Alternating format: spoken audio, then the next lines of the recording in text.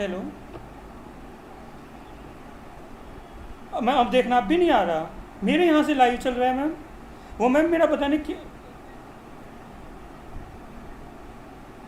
हाँ मैम देखिए, मैंने अब दोबारा किया है मैम, मेरे यहाँ से चल रहा है गो लाइव। पता नहीं, या तो मैम पता है क्या हुआ है, वो टेक्निक वो कुछ हुआ है कि उनका पहले ख़त्म हो गया था, मेरा टाइम ख़त्म हो गया था 11:30, क्योंकि उनका 11:30 के बाद स्टार्ट कर पाया हूँ मैं गो।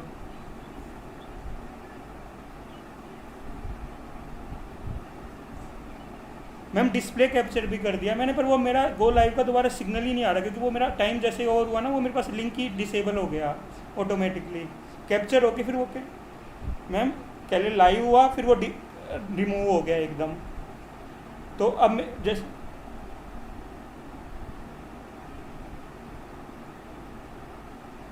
कुछ भी नहीं आ रहा मैम, कुछ भी नहीं आ रहा। रिकॉर्डिंग मैम नीचे शायद वो आ रहा होगा मीटिंग, वो लाइव 10 मिनट्स बिफोर ही आ रहा होगा नीचे लिख के। तो मैम अब वो मुझे दोबारा वो शो ही नहीं हो रहा, तो मैं उसे लाइव कैसे करूँ? मेरे जैसे कि मेरे इससे ये लाइव दिखा रहा है। मैं किससे बात करूँ? ठीक है अंकुर से बात करूँ। ठीक है ओके। हाँ ठीक है मैम।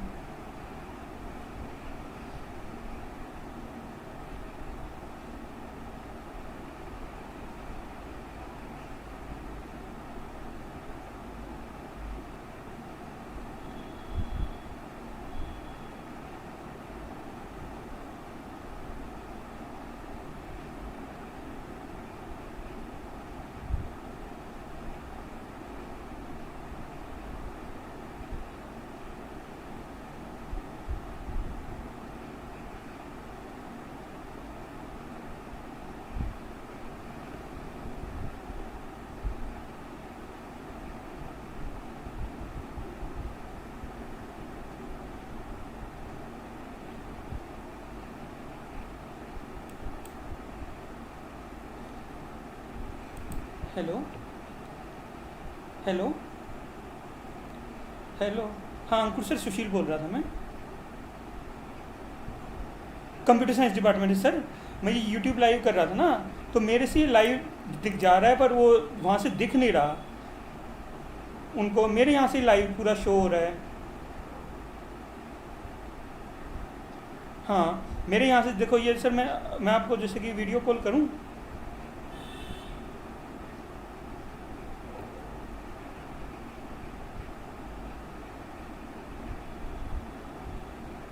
हाँ सर देखिए, जैसे ये है ना, मेरे यहाँ से पूरा लाइव जा रहा है ये। हाँ और ये देखिए सर, कंप्लीट लाइव जा रहा है, पर मैम कह रही है वहाँ उन्हें शो नहीं हो रहा। ओबीएस खोलना कहाँ सर? ओबीएस पे आपने डिस्प्ले कैप्चर किया हुआ है। अच्छा, और नीचे आपने स्ट्रीमिंग ऑन कर रखी है। हाँ ये ना स्टार्ट स्ट्रीमिंग, यूट्यूब वाला दिखाओ एक बार।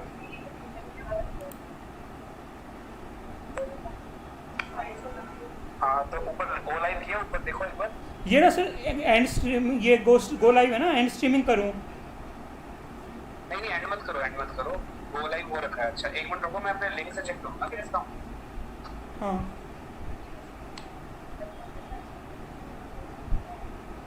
ये मैं एक बार हैंड टू हैंड चेक कर।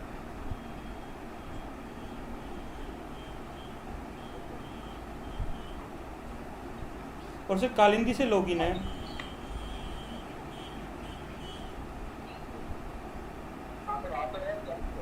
आ रहे हैं सर लाइव?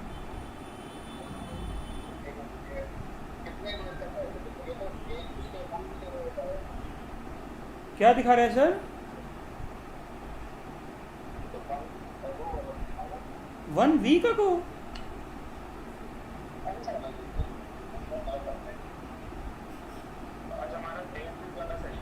हाँ हाँ। अरे सर ये इवनिंग पे तो नहीं चल गया? ये मेरे में यहाँ पे टाइम की गड़बड़ आ रही थी। मैंने पहले मैम को कहा था, इसमें मेरे में शेड्यूल 5:30 वाला चल रहा है ये मेरे में, तो मुझे इवनिंग का भी कंटिन्यू करना पड़ेगा। मुझे लग रहा है आपने गलत लिंक से स्टार्ट नहीं नहीं सर, लिंक मेरा वही था, पर मेरे में कल भी मैंने मैम को मैसेज किया था कि मेरे में टाइम गलत आ रहा है, तो मैंने आज का लाइव किया ना, ये ऑटोमेटिकली कल वाला लाइव हो गया मेरे में। सिस्टम में मैंने कल फ़ोटो भेजी थी सर, मैंने सुनो सर, मैंने लाइव सही किया है, पर मेरे में आज का जो वो है ना, वो 3 सितंबर दिखा रहा था। कल मैंने फ़ोटो भेजी हुई है सर, और मैंने उसी पे क्लिक करके किया है, पर ये लाइव आज वाला हुआ है, इवनिंग वाला।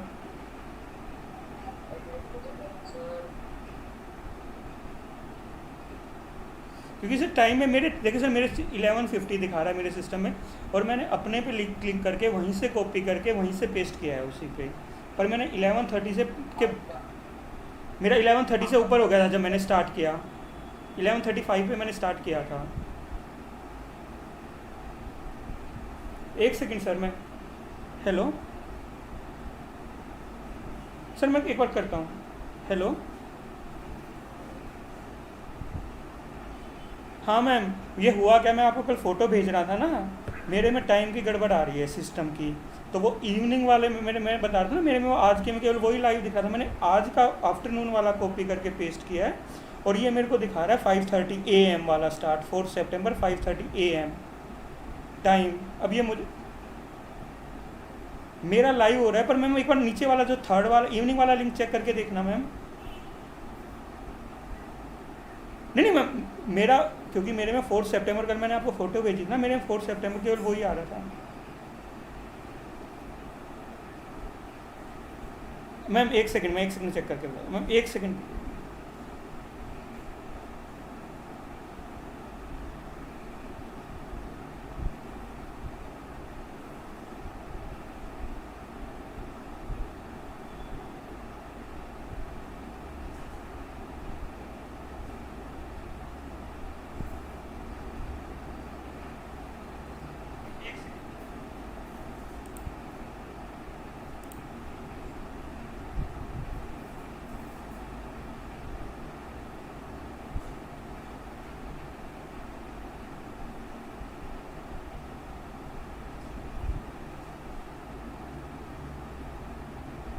Hello.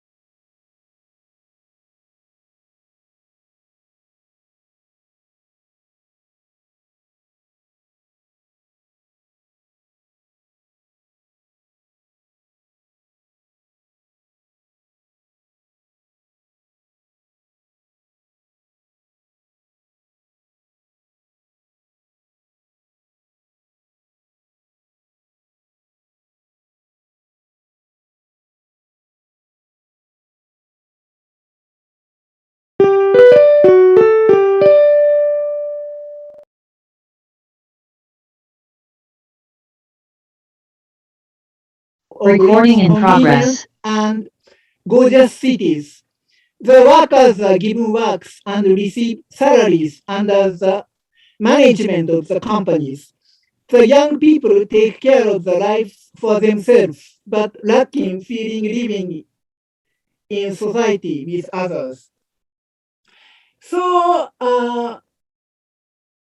so, so the young people in 1980s in Japan were feeling that the modern civilization which Japan faced those days were not real civilization. And they started making ashrams as a counter-culture movement. So that those ashrams were very similar to Gandhi's ashram. So that is the point.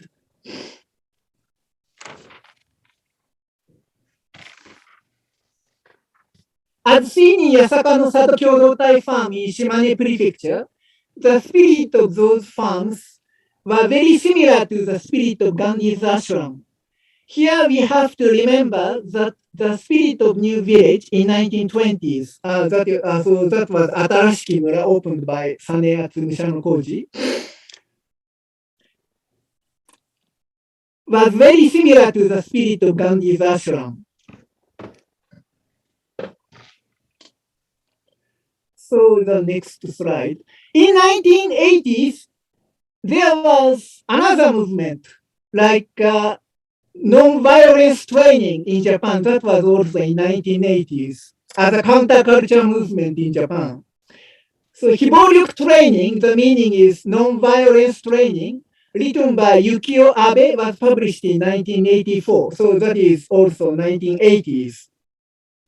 In the article, Hiboryuk training no shiso to rekishi, the meaning of the meaning in English is the idea and the history of non-violence training. So it is written as follows. Non-violence training goes back to the era of Gandhi. Gandhi made ashram to practice non-violence in everyday life. So in 1980s, when the counterculture movement occurred in Japan, non-violence training was introduced. So that was also in the period of Japanese counterculture movement that so non-violence training of Gandhi was introduced in Japan. So non-violence training was related to Gandhi and his ashram. And I told you that I participated in the movement of Yasaka no Sato Kyodo farm when I was a university student. And I also participated in the workshop of Yukio Abe, who wrote Hiboryuk training, nonviolence training in 1980s. So I know the atmosphere of 1980s, where nonviolence training was very flourishing. So next I want to talk about Gandhi for Japanese after East Japan Great Earthquake Disaster.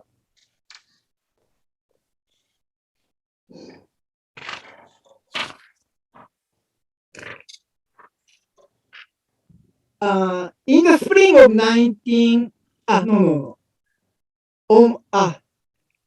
on March 11th in 2011, East Japan Great Earthquake Disaster occurred.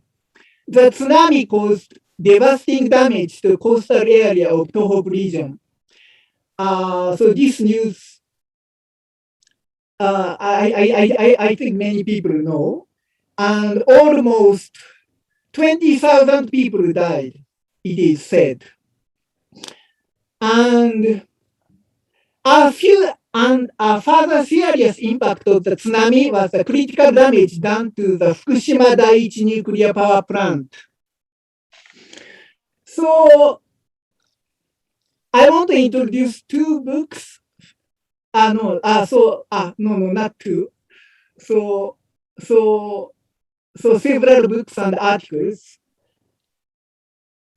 So which was published around 2011. So first was Gandhi Tamashi no Kotoba, Gandhi the words of the soul. So it is very interesting that Gandhi's words were published in Japan after 2011. Gandhi's words was very encouraging to Japanese people, and this book was very this book was sold very well. So I will introduce to you later the contents. So this book was translated by the members of Japan Bharat Sarvodaya Mitra Sangha, which was founded in 1961, in order to construct a peaceful society by non-violence with Sarvodaya spirit of Mahatma Gandhi and Japanese Buddhism. This Japan Bharat Sarvodaya Mitra Sangha was established by Fuji Guruji. So Fuji Guruji met Mahatma Gandhi in 1933, and they became very close friends. So this story is very famous. So I have written about this in Gandhi Mark. In this Gandhi Mark in 2016. The title is Mahatma Gandhi: The Japanese Connection. I wrote this article with Thomas Weaver, and so I wrote this book. I wrote this article together with him. So if you are interested in the relation between Mahatma Gandhi and Fuji Guruji, this article is very good. But anyway, so I will continue. Right.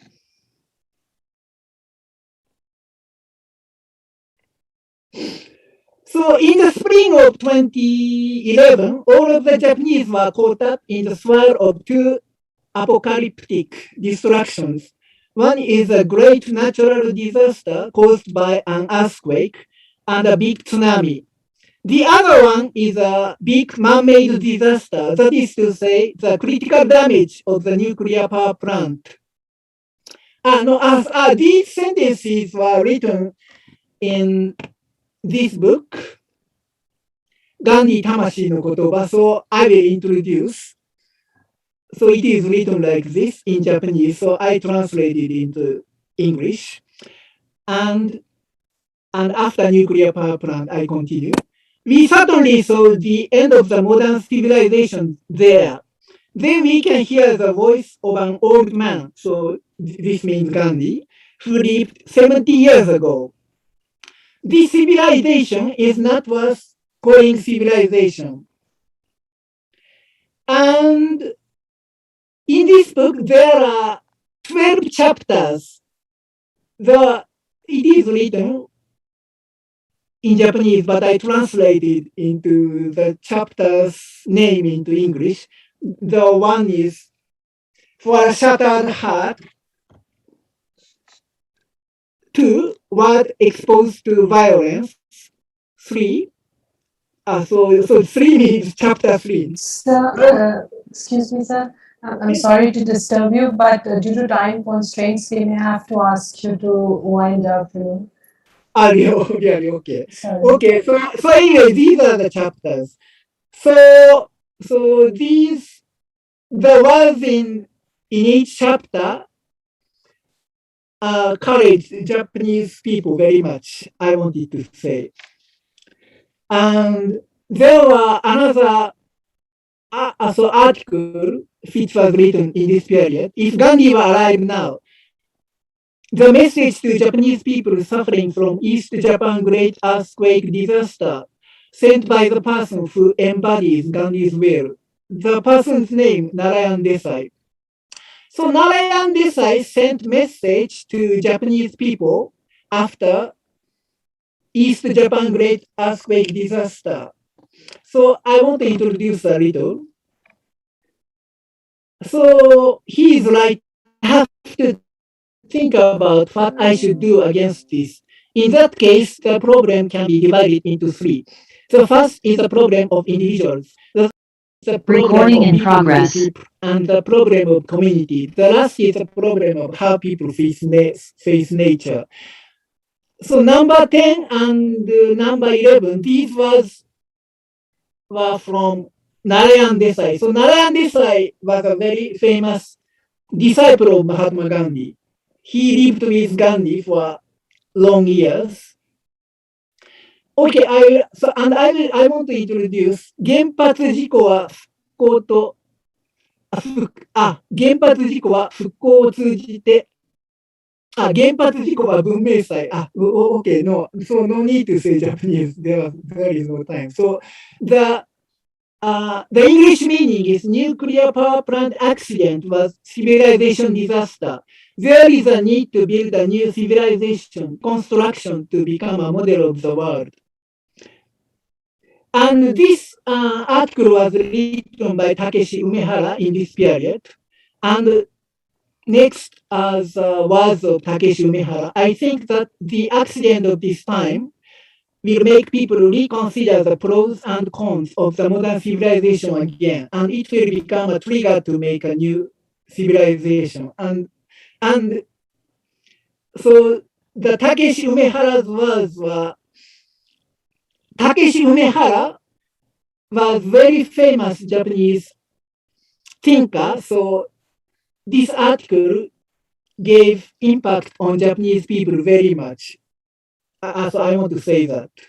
So the last slide. So Hindu Swaraj written by Mahatma Gandhi. In Hindu Swaraj, Gandhi said like this, that the big problem which Indian people face was modern civilization, and Indian people have to construct a true civilization. In Hindu Swaraj, there were some sentences where Gandhi mentioned Japan.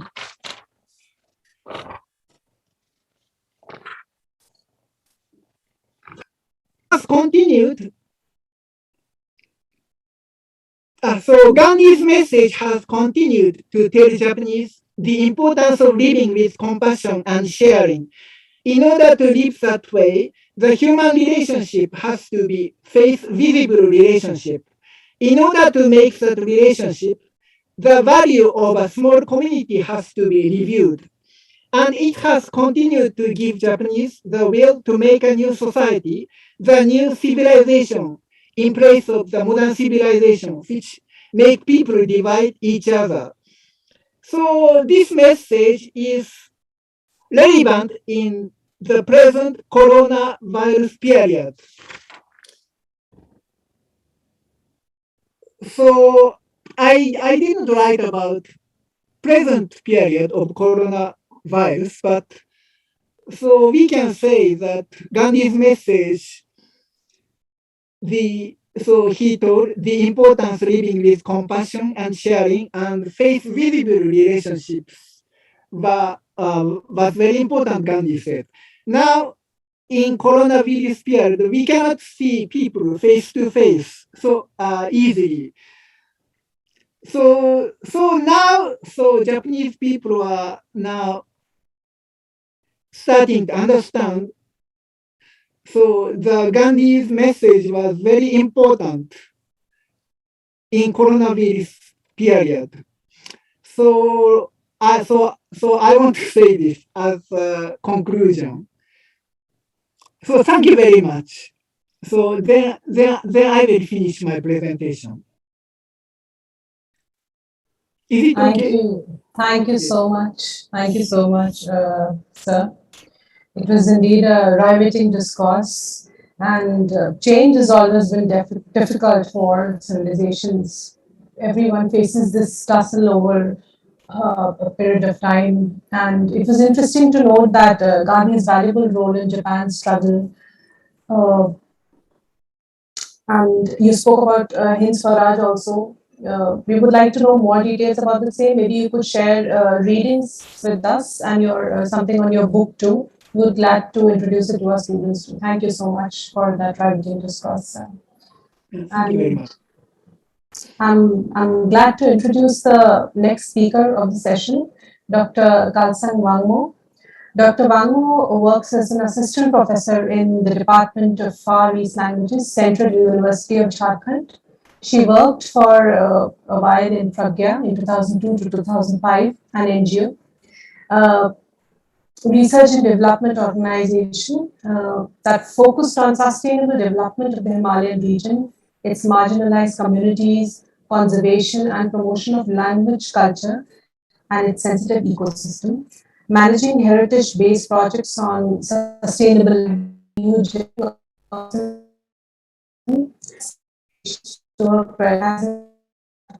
national forums. The title of her paper is Understanding Culture and Identity of the Himalayans in the perspective to relevance of Gandhian principles. Over to you, ma'am. Thank you, Keertika. Kapil, no? Okay. Kapil, thank you so much for sharing my PPT. So I'm so sorry, I'm technologically still very illiterate. Thank you so much. Respected Chairperson, eminent fellow speakers, and everyone present here in this virtual international conference, very good noon or good afternoon. Before starting, I would like to thank the organizers for organizing this profound conference and of course for giving me this wonderful opportunity. Also, I must congratulate the whole team of Gandhi Study Circle of Kalindi College, University of Delhi, led by Dr. Sangita Dhal for successfully and efficiently conducting this conference in collaboration with Indian Council for Cultural Relations. As you can see on the screen and as introduced, I'm Dr. Gyalsang Wangmu, teaching in Central University of Jharkhand, Department of Far East Languages.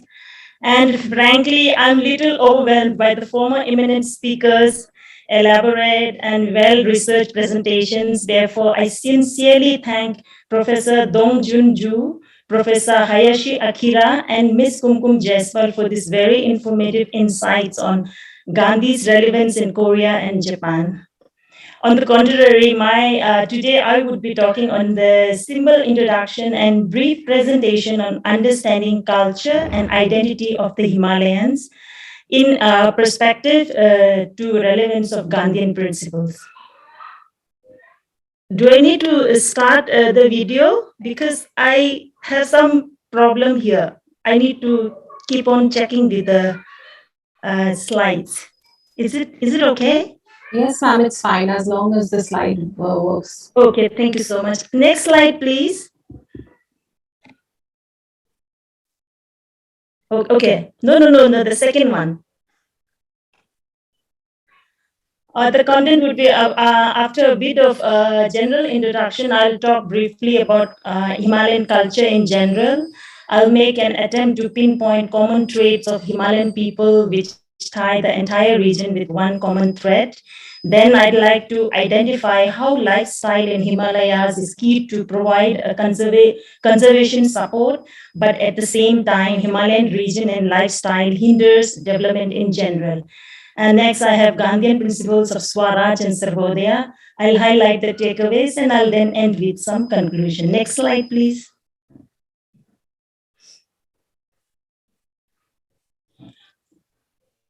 So, since the onset of breakthrough in communication and information technology, world has become a much smaller place, which must have been very natural and inevitable, keeping thoughts of dependent origin in mind. The phenomena of modern world merely becomes a physical manifestation of this theory, or rather acute observation by thinkers. Further, looking back at a couple of decades, condition mostly responsible for the newly discovered phenomena of global society, it became obvious that what a group of individuals do, and more importantly, how they think on one end of the world ripples all the way throughout the entire planet, if not cosmos. This ripple effect has been seen to cause enormous changes in lifestyles and thought process of completely unrelated people anywhere on earth. Therefore, art of living over the years has emerged as a discipline in its own rights and is currently an expanding field of research and professional practice. Some universities offer undergraduate, graduate, and professional training on art of living.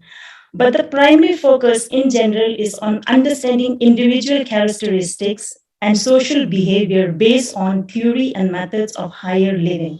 Next slide, please. The fundamental principle or core value that Mahatma Gandhi taught are truth, non-violence, welfare of all, peaceful protest, Swaraj, and decentralization of power. He specifically emphasized for the three-tier system of Panchayati Raj based on the decentralized theory of democracy. Sarvodaya, the good of the individual, is contained in the welfare of all. This is the core idea behind inclusive development. He emphasized upon cleanliness in the heart as well as cleanliness in the physical surroundings. Thus, the phrase cleanliness is next to godliness. Gandhi's idea of Sarvodaya and inclusive development is relevant everywhere in the world, all the more today looking at the dimension of diversified social strata. In Indian context, principle of satyagraha still holds its positive impact. There are so many instances and examples where peaceful candle vigils seeking justice led to a powerful judgments. Gandhi's views about sanitation is seen today in Swachh Bharat mission. Striving for upliftment of depressed classes is still as relevant as was during Gandhi's time.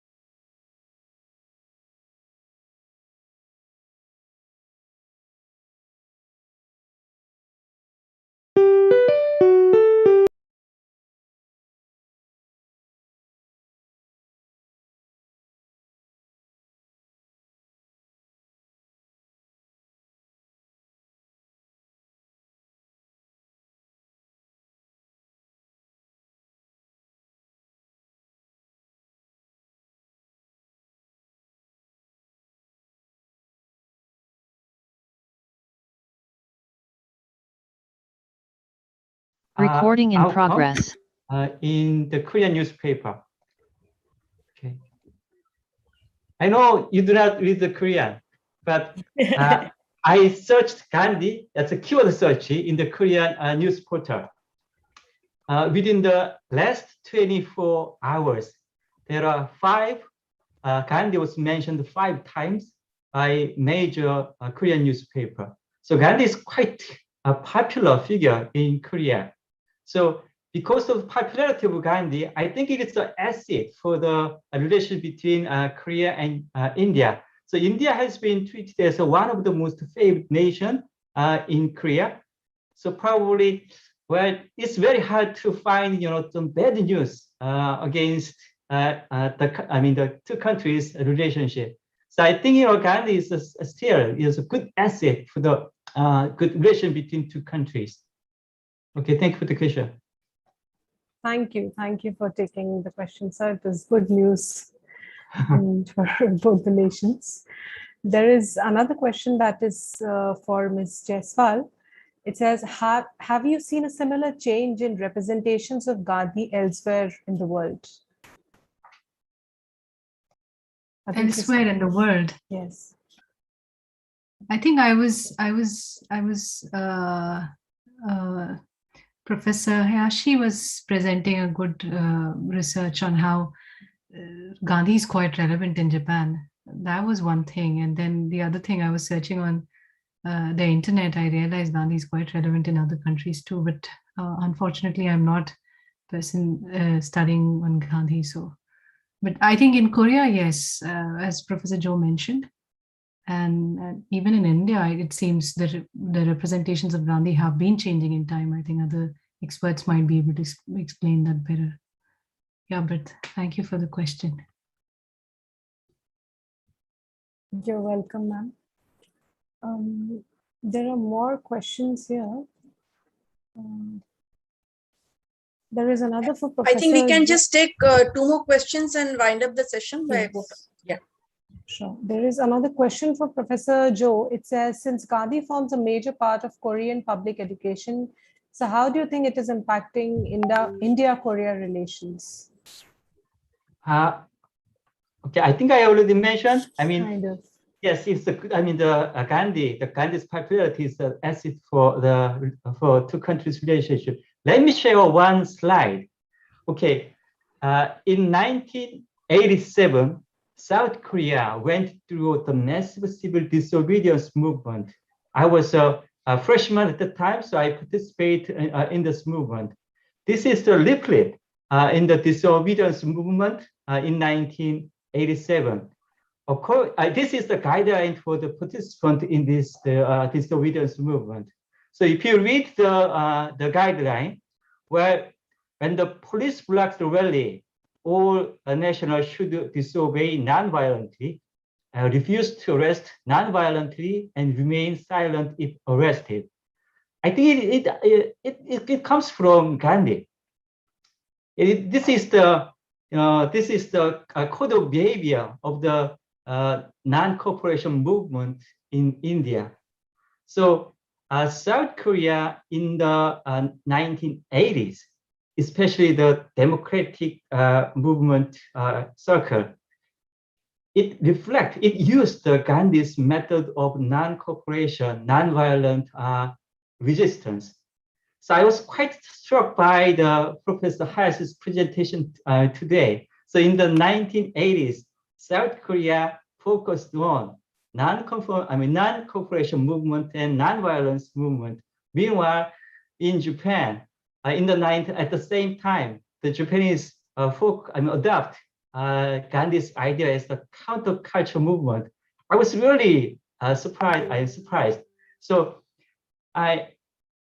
Korea and Japan is quite close neighbor, but understanding or the utilization of Gandhi's idea depends on your own political surrounding. This is my understanding. Thank you so much, sir. I think I won't exaggerate if I say that some of this information is eye-opening. It's interesting to know about how Gandhi is perceived throughout the world. I think we can take the last question now. This question is by Ishika. She asks Dr. Wangmo, when we talk about ideals of decentralization and local governance, considering the current situation of decentralization in our country, do you think the implementation of decentralized governance is different from what the vision was? Ma'am, unmute yourself. Dr. Wang. Yeah, I'm sorry, but I am talking in perspective to the Himalayan lifestyle, because I already told about the isolation and the communication problem they faced, and the different languages and the different custom they have. So to merge them, because one governance would not meet because then the power lies in one hand, and then there would not be a distribution of power and equal rights, and then provision of facilities, right? So in perspective to the Himalayan lifestyle, not as India as a government, because that itself is a issue for a larger discussion, right?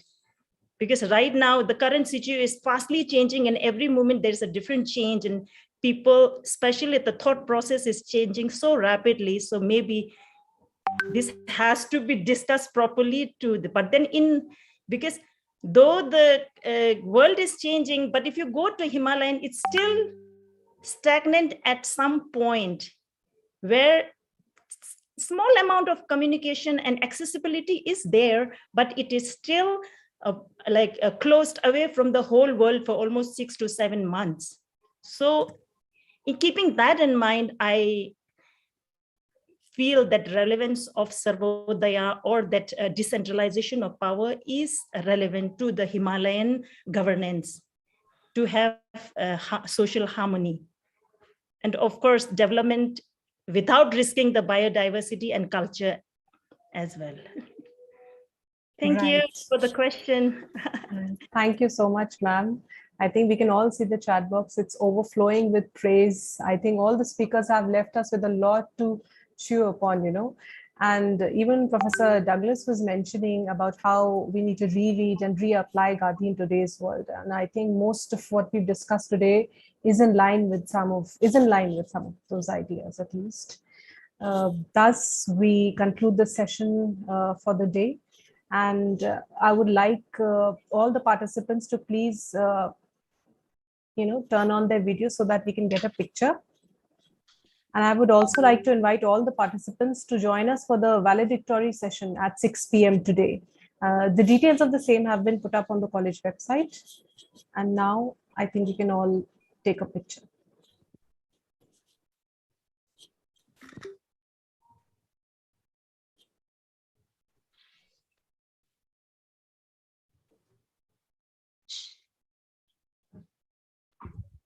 My student volunteers of Gandhi Study Circle, please switch on your video. They have been very enthusiastic along with the conference organizing committee members. Shweta, Mamta? Yes.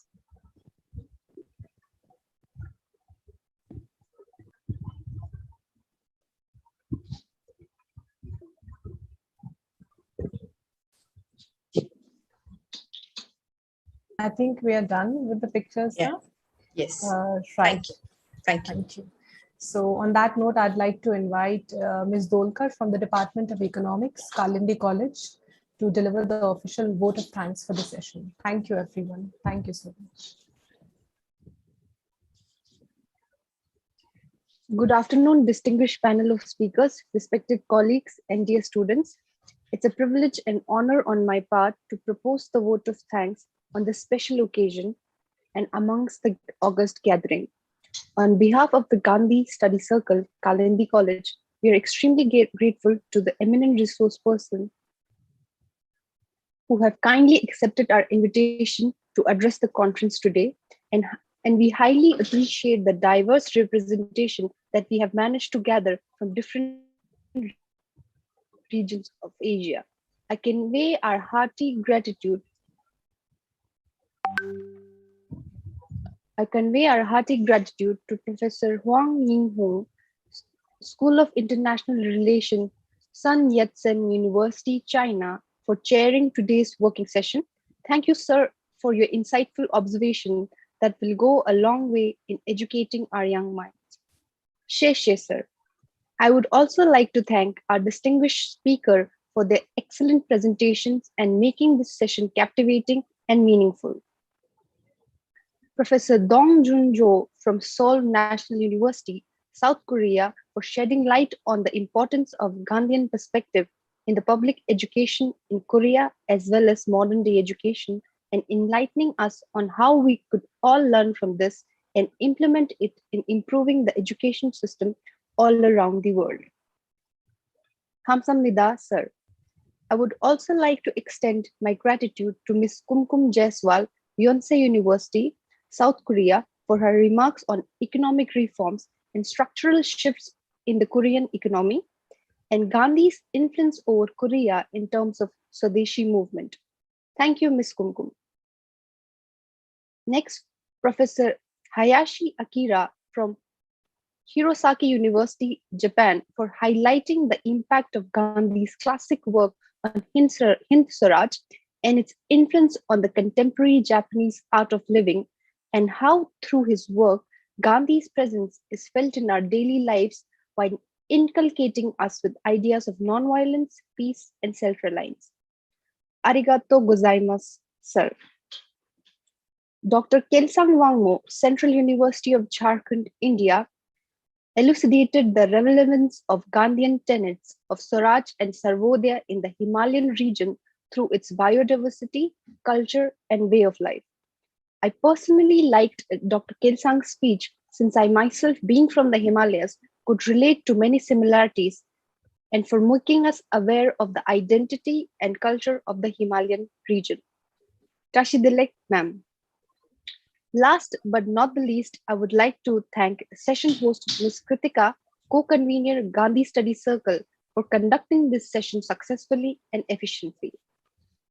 Next, I would also like to offer my sincere gratitude to each one who had a part in making this session successful. I would also like to thank all the participants and students for attending the session. Thank you. I request you all to join us for the valedictory session today, which will begin at 6 p.m. in the evening. Please log in with the same passcode and Zoom ID. Thank you all. Thank you, everyone. I would like to thank Kapil for helping me with the PowerPoint presentation. Without you, I wouldn't have done this efficiently. And Fungshuk has also made the special efforts to thank everyone in their traditional language. So she thanked her. So that's one good effort. Maybe we can, little change will make a long difference. My life is my message. So that's how we practice Gandhi in our daily lives. Yes. So I thank you all, and we can conclude our session. We've just in time now. Okay. Okay, thank you. Thank you so much. Thank you, everyone. Everyone. Recording stopped.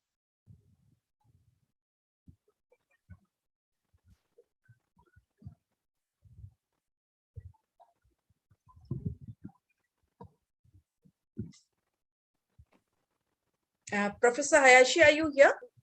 Can you hear me? Yes. Professor Hayashi, did you receive my mail with regard to the valedictory session feedback? Yes, I know. Will you be delivering? I mean, shall we? Yes, I will join. Okay. And I know the message which was given by you to me. Yeah, because I have to convey to the session host. So that is why I wanted a confirmation from you. Yeah. So shall I read the sentences? Yeah. The mail that I had sent you, you can, Yes. that will be your feedback. Okay. Thank you. You can, Thank you. you have to first introduce yourself and then say. Okay. Okay. Thank you so much. I see. Okay. Thank you very much.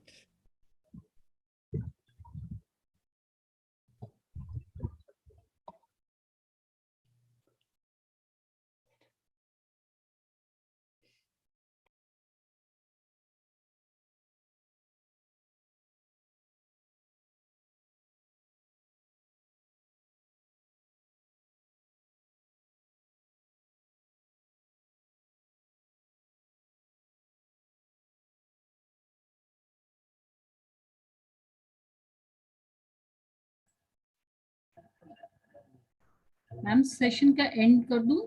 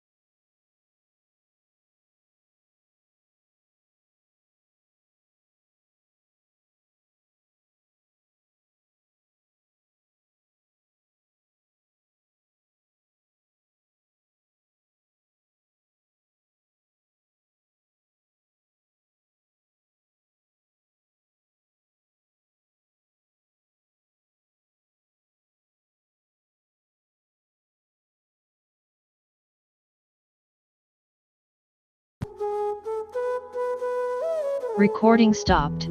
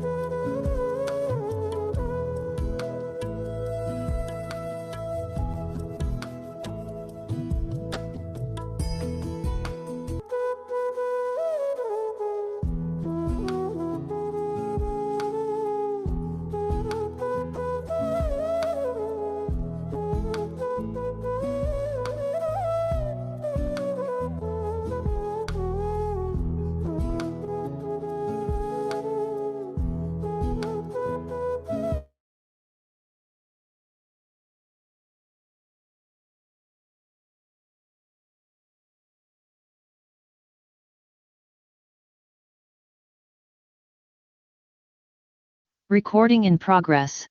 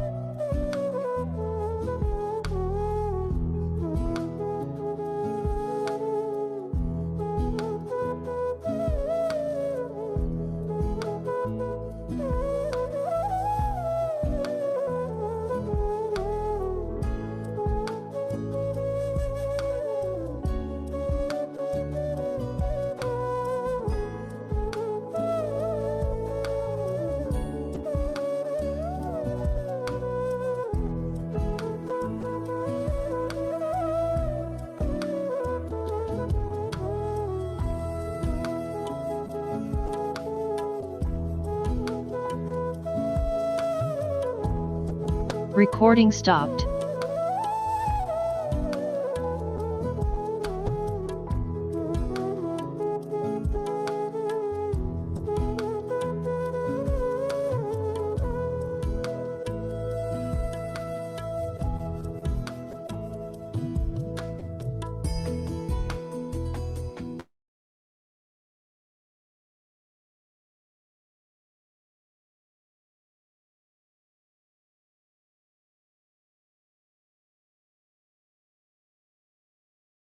Recording in progress.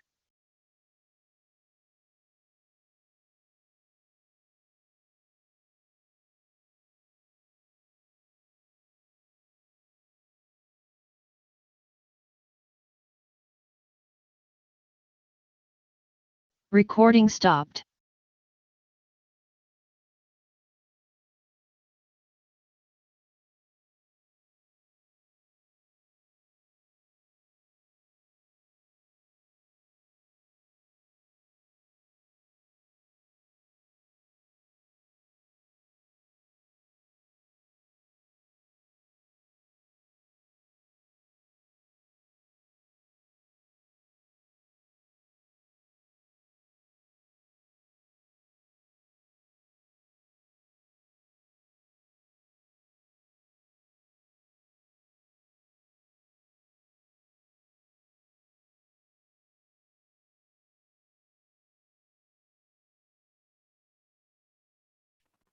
Good evening, all of you. We are waiting Recording in progress.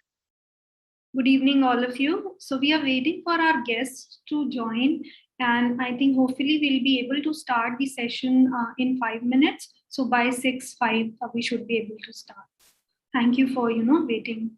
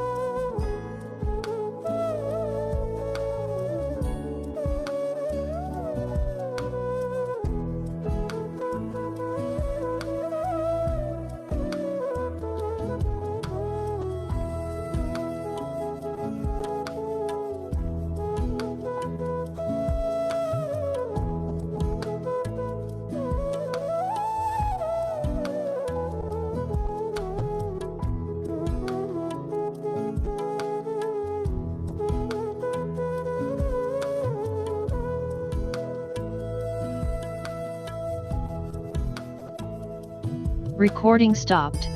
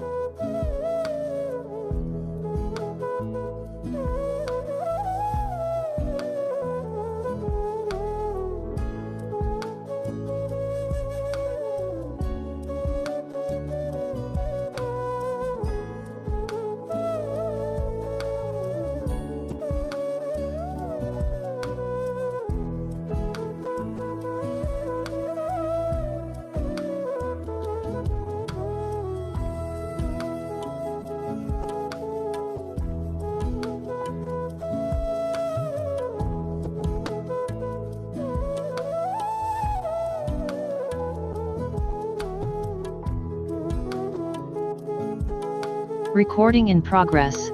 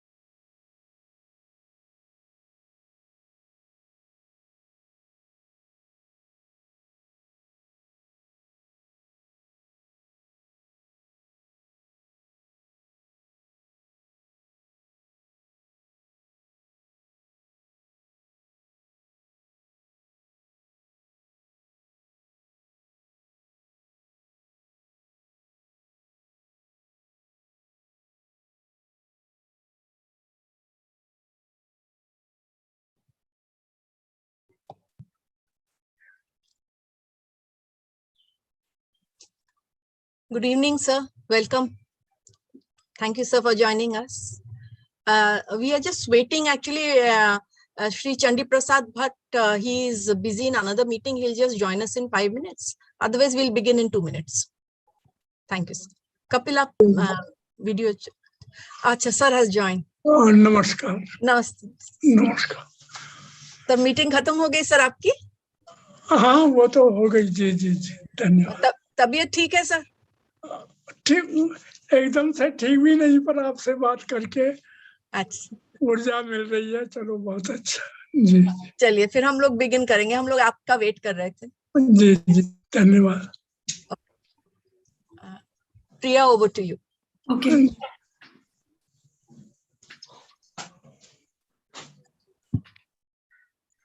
Namaskar and good evening to all. I, Priyabala Singh, Assistant Professor in the Department of Political Science, Kalindi College, along with the organizing team, extend a very warm welcome to all the respected guests and attendees of this valedictory session of the two-day international conference.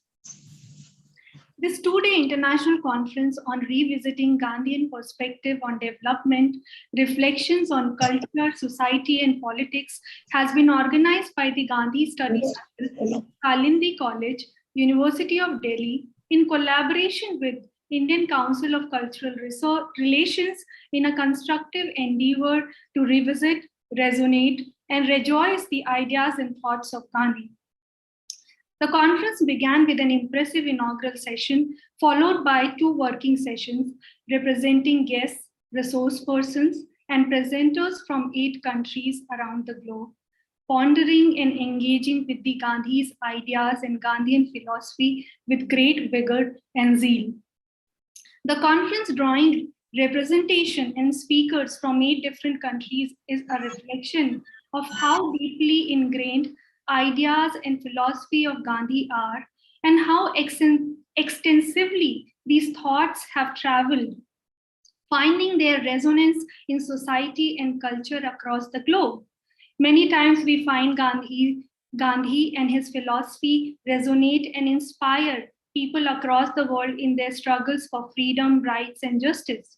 It shows that his ideas never lost relevance actually. The two-day rigorous deliberation and reflections reassured the very relevance of Gandhi's ideas and philosophy. The theme of the conference, Revisiting Gandhian Perspective on Development, could not have been better timed when the world is struggling with an ongoing pandemic and rethinking about the man-made disasters and reassessing the existing development model that we have. Gandhi was right all along by cautioning humanity about the perils of materialistic and consumerist culture in modern capitalist model of development. Society seems to be sinking in its human-created problems like climate change, pandemic, global inequality, ecological imbalance. All of Gandhi's apprehensions have actually come true about this modern civilization. Not only was he futuristic enough to foresee perilous impact of the modern capitalist economy, but he also chalked out an all-encompassing and inclusive alternative path of development through his ideas of self-reliance, Swaraj, minimalism, trusteeship, village-centric development, dignity of labor, and with his emphasis on making every human being the center of development and progress. Gandhi could not have been more relevant and significant than he is today. We definitely need to revisit, reconstruct, and reproduce his ideas and philosophy to make this world a better, more inclusive, and a peaceful place by emphasizing Gandhi's vision of leave no one behind, to create an egalitarian society with respect and tolerance towards all. The conference has again and again asserted and echoed this philosophy and brought to the forefront this very discussion. Before we begin this valedictory session, I would like to express my gratitude to all the esteemed guests for accepting our invitation and sparing their valuable time to be part of this valedictory session. Thank you so much. I would also like to announce before I begin, the conference is being streamed live on YouTube, and the link will be shared in the chat box. You can find it there. We begin the session with the welcome address by our very respected and dear principal, Professor Naina Hasija, but it is deeply regretted that she would not be able to join the session due to some unavoidable circumstances. However, she has sent her best wishes and her message. Her message reads as follows. Good evening, everyone. It is a matter of great privilege for me to address this august gathering today to share my thoughts on an issue of significant global importance. Our world today is an increasingly globalized and interdependent world. The quest for development has been merciless and has given rise to major global challenges which are transnational in nature. Mahatma Gandhi has been a global icon, symbolizing the values of compassion, equality, and justice. A Gandhian approach encompassing these values for resolution is the need of the hour. I am glad to acknowledge that we have erudite scholars from 8 nations, namely South Korea, Japan, Uganda, USA, China, Bangladesh, Sri Lanka, and India to reflect on this issue. I hope that with their ideas and guidance, we will move towards a more sustainable, equitable, and compassionate world. Thank you all. So this is Principal Ma'am's message. Thank you so much, ma'am, for such an encouraging and message and your reflections on relevance of Gandhi's philosophy in today's world. Now, I would again like to kind of insist that it is a matter of great honor and pride for Kalindi College to have got the opportunity to host such renowned and acclaimed group of dignitaries all on the same platform and at the same time. To express our joy and gratitude, I would like to invite very melodious Miss Anuradha Kotiyal, a faculty in the Department of Music, Kalindi College, and also a member of Gandhi Study Circle, to welcome our esteemed guest with a welcome song that she has composed herself. Over to you, Miss Anuradha.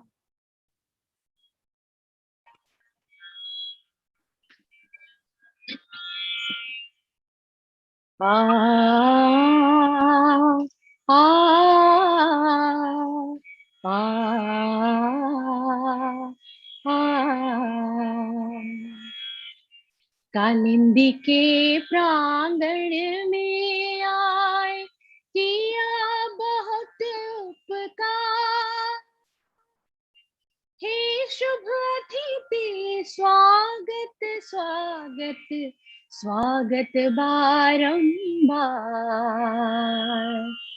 हे शुभ अतिथि स्वागत स्वागत स्वागत बारंबार। पाप धसा रे गरे सारे सा धस धा पध पद प रे गरे सारे सा, पाप धसा श्रद्धा के है सुमन, श्रद्धा के है सुमन, भावना का है चंदन, स्वागत आप सभी का है हार्दिक अभिनंदन, स्वागत आप सभी का है हार्दिक अभिनंदन। हम सब मिलकर करते हैं आपको नमस्कार, हे शुभ अतिथि स्वागत स्वागत स्वागत बारंबार, हे शुभ अतिथि स्वागत स्वागत स्वागत बारंबार,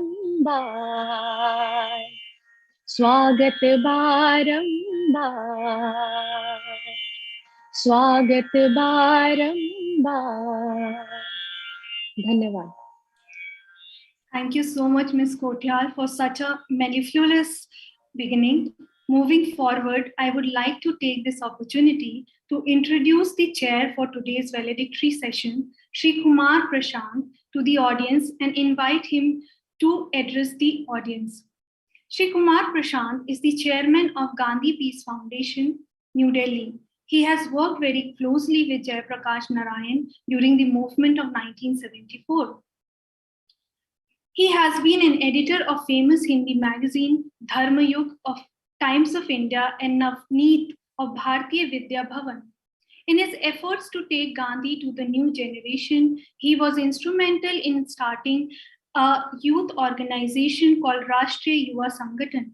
He is a noted Gandhian thinker and an activist. a rarity in itself, and is respected by all for his understanding of the thought and ideology. I request you all to have a look at the chat box for the detailed bio note of our esteemed guest. Thank you so much, sir, for accepting our invitation. Over to you, sir.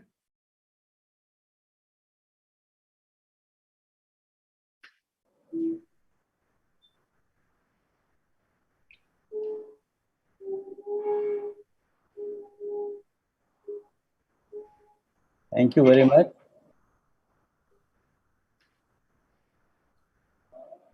It's always a very difficult proposition to speak about Gandhiji,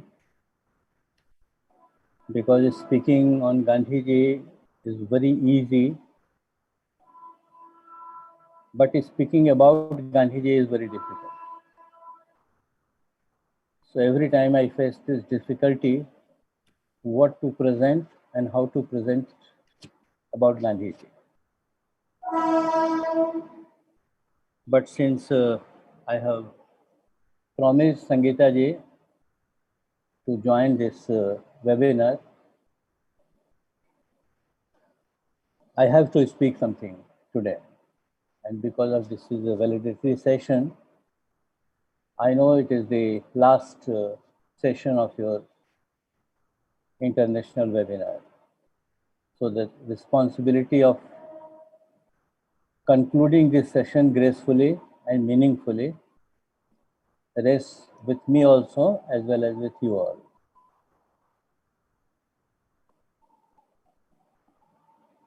I often feel that we don't understand Gandhi because of so many limitations of our thinking, as well as the social background from which we are coming. If I ask you, as well as all of you, the young audience of this webinar, that why do you remember 28th July 1914? What is the relevance of this date? 28th July 1914. मैं समझता हूँ कि आप में से बहुत सारे लोग इस तिथि के बारे में, इस तारीख के बारे में जानते होंगे कि ये क्यों दुनिया में क्यों जाना जाता है, क्यों मशहूर है। लेकिन अगर मैं पूछूं कि इसी के साथ एक और भी तारीख आपके सामने रखता हूं मैं, वो है 9th November 1906. Why this date is very important and almost immortal in history? I don't know how many of you can answer this question and how many of you can relate with this date. This 28th July 1914 is the beginning of First World War. 28 जुलाई 1914 को दुनिया में पहला विश्व युद्ध शुरू हुआ था। हम लोग इस तारीख को सब जानते हैं, हर किताब में पढ़ाया जाता है। आप पढ़ाने वाले लोग हमको पढ़ाते हैं और हम पढ़ने वाले लोग हमेशा इसको पढ़ते रहते हैं, याद रखते हैं कि इस तारीख को पहला विश्व युद्ध शुरू हुआ था। लेकिन 9 नवंबर 1906 को क्या हुआ था अगर कोई पूछे तो शायद मुश्किल होगी बताने में भी, और शायद मुश्किल होगी इसका रेफरेंस खोजने में, क्योंकि शायद कहीं मिलेगा नहीं जल्दी से। लेकिन मेरे लिए दोनों तारीखें एक कंट्रास्ट के रूप में इम्पॉर्टेंट है। तो जो दूसरी तारीख है 9th November 1906, this is the birth date of satyagraha. Gandhi ji ने दक्षिण अफ्रीका में सत्याग्रह की घोषणा 9 नवंबर 1906 को की। एक तारीख है जो हम सबको बराबर याद रहती है, वो युद्ध की तारीख है, जिस दिन दुनिया का सबसे बड़ा, अगर अपने कॉन्टेक्स्ट में कहूँ तो महाभारत हुआ था। और एक तारीख वो है जिस तारीख में महाभारत के अलावा भी कुछ हो सकता है, इसकी भी एक संभावना दुनिया में प्रकट हुई। लेकिन पहली तारीख हम सब याद रखते हैं क्योंकि हम सब लोग युद्ध के ही वातावरण से, युद्ध के ही बैकग्राउंड से निकले हुए लोग हैं। पूरी मनुष्य जाति जो है, मनुष्य सभ्यता जो है, वो लड़ने से, बदला लेने से, कंपटीशन करने से, एक दूसरे को जीतने और हारने से निकल कर आई है। इसीलिए हमारे सारे रेफरेंस पॉइंट्स जो हैं वो इन्हीं इतिहास के घटनाओं में से निकलते हैं।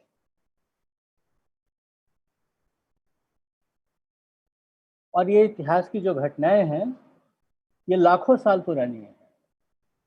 करीब करीब जब से आदमी पैदा हुआ है तब से इन्हीं सारे, क्या आप कहेंगे, इन्हीं सारी चीज़ों से प्रेरित होता हुआ आदमी बढ़ता हुआ यहाँ तक आया है। इसमें नया कुछ भी नहीं है।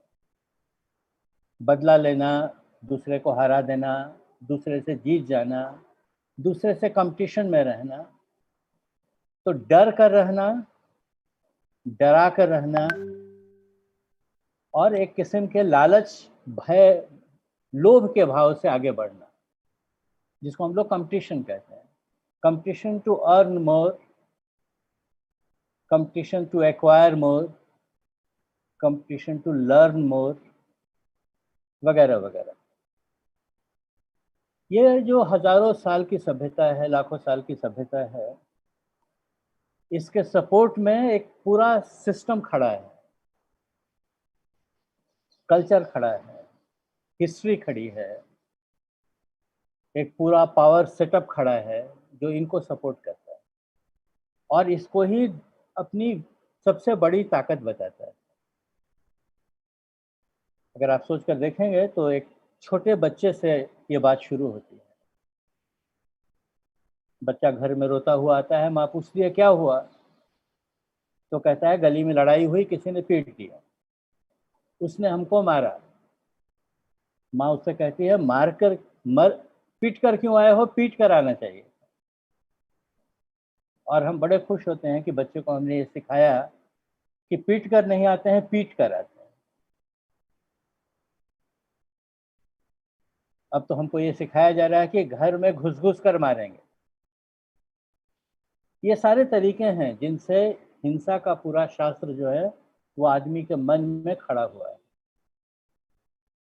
लेकिन यह लाखों साल से जो ये चीज़ सिखाई जाती रही है और जिस दिशा में दुनिया जाती रही है वहाँ से दुनिया मुड़ती है, जिसको आप वाटरशेड मूवमेंट ऑफ हिस्ट्री कहते हैं। एक मोड़ आता है सभ्यता में, सभ्यता घूमती है, दूसरी तरफ जाती है। वो जो तारीख है वो 9 नवंबर 1906 की तारीख। इस तारीख से पहले दुनिया ने सुना नहीं था कि एक ऐसी भी लड़ाई हो सकती है जिस लड़ाई में कोई मारा नहीं जाता है और फिर भी लड़ाई होती है।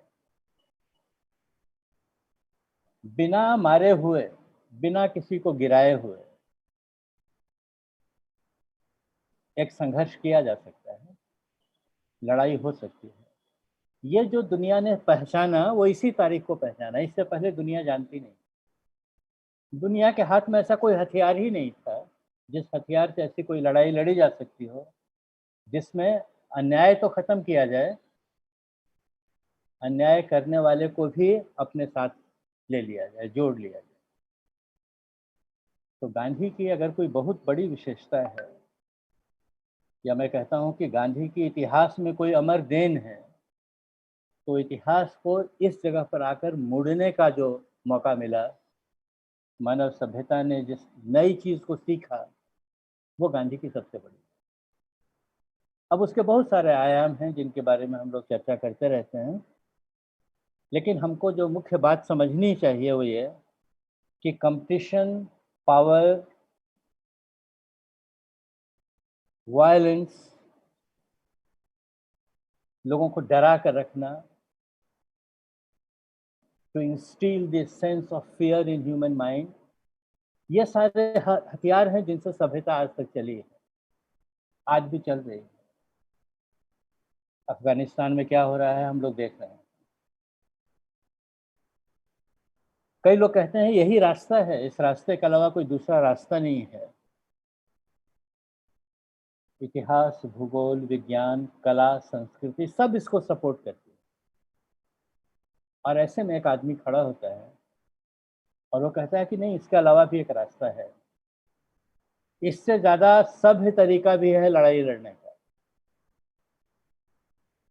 और ये आदमी पूरे मानव जाति के इतिहास में महात्मा गांधी है जो ये कहता है। आप अगर सोच कर देखें तो आप समझ सकते हैं कि कितना कठिन रहा होगा गांधी के लिए ऐसा कुछ कहना, और ऐसा कहकर छोड़ नहीं देना, बल्कि इस आधार पर एक नई लड़ाई दक्षिण अफ्रीका में खड़ी करना। साउथ अफ्रीका में, जहां he has no roots in the South Africa, वहां पर ये आदमी इस तरह की एक नई बात लेकर आता है और उस आधार पर एक नई लड़ाई खड़ी कर देता है, और खड़ी करके उसकी संभावनाएं हमारे सामने प्रकट करता है कि ये हो सकता है। ये सिर्फ सोचना नहीं है, ख्याल नहीं है, ये किया जा सकता है। आप अगर इतिहास को मोड़ उलट कर देखें, अपने भारत के संदर्भ में अगर देखें, तो मुझको बुद्ध मिलते हैं इतिहास में, भगवान बुद्ध, जो भी शांति और सौहार्द की बात करते हैं।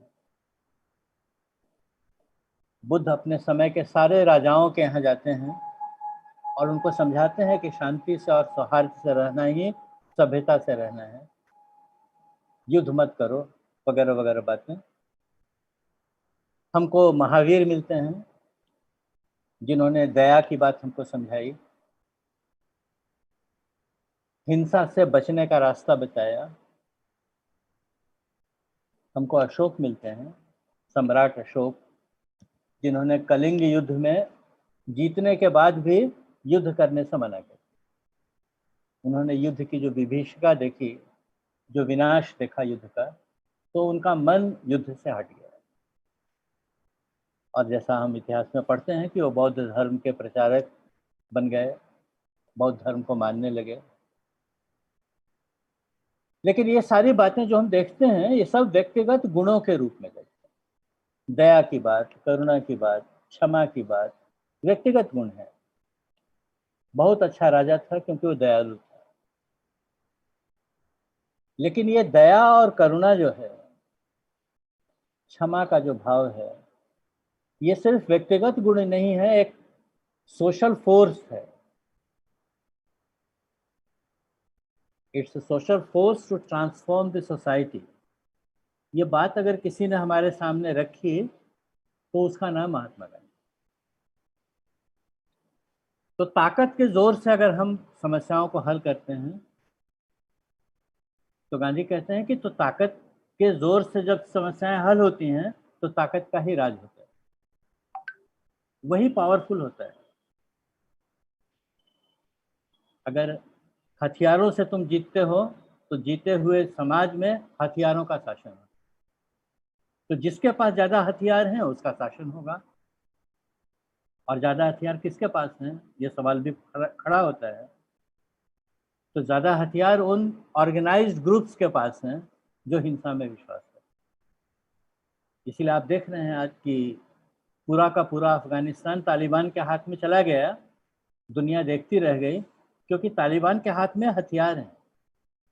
अमेरिका के छोड़े हुए हों, रूस से मिले हुए हों, लेकिन हथियार हैं, इसलिए पूरे अफगानिस्तान पर उसका राज। तो जो आज हम देख रहे हैं, ये बात गांधी ने 100 साल पहले हमको समझाने की कोशिश की। If you win a war through violent methods or through arms and ammunition, then the result of the society will be the same of violence and arms and ammunition. जिस हथियार से आप समाज को जीतोगे उसी हथियार का राज होगा। और हथियार हमेशा कुछ लोगों के पास होते हैं, इसलिए हमेशा कुछ लोगों का राज ही होगा।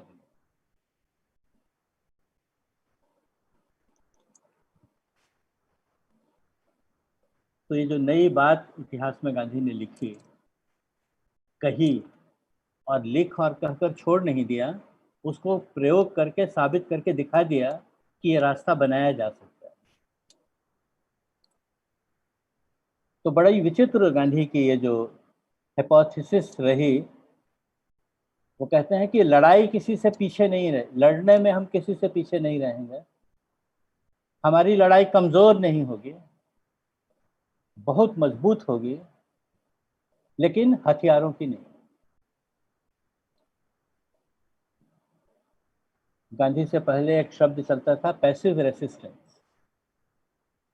दक्षिण अफ्रीका की जो लड़ाई गांधी जी ने खड़ी की, उसको भी लोगों ने पैसिव रेसिस्टेंस का नाम दिया। गांधी को ये नाम बिल्कुल पसंद नहीं था। उन्होंने पूछा पैसिव क्यों होना चाहिए, एक्टिव होना चाहिए। पैसिव रेसिस्टेंस तो कमजोर लोग करते हैं। मेरी लड़ाई कमजोरों की लड़ाई नहीं है, मजबूतों की लड़ाई। इसीलिए should be active, proactive, well organized, well planned, and we must have to get the result out of it. ये एक बिल्कुल नए तरह का दर्शन गांधी जी ने हमारे सामने खड़ा किया।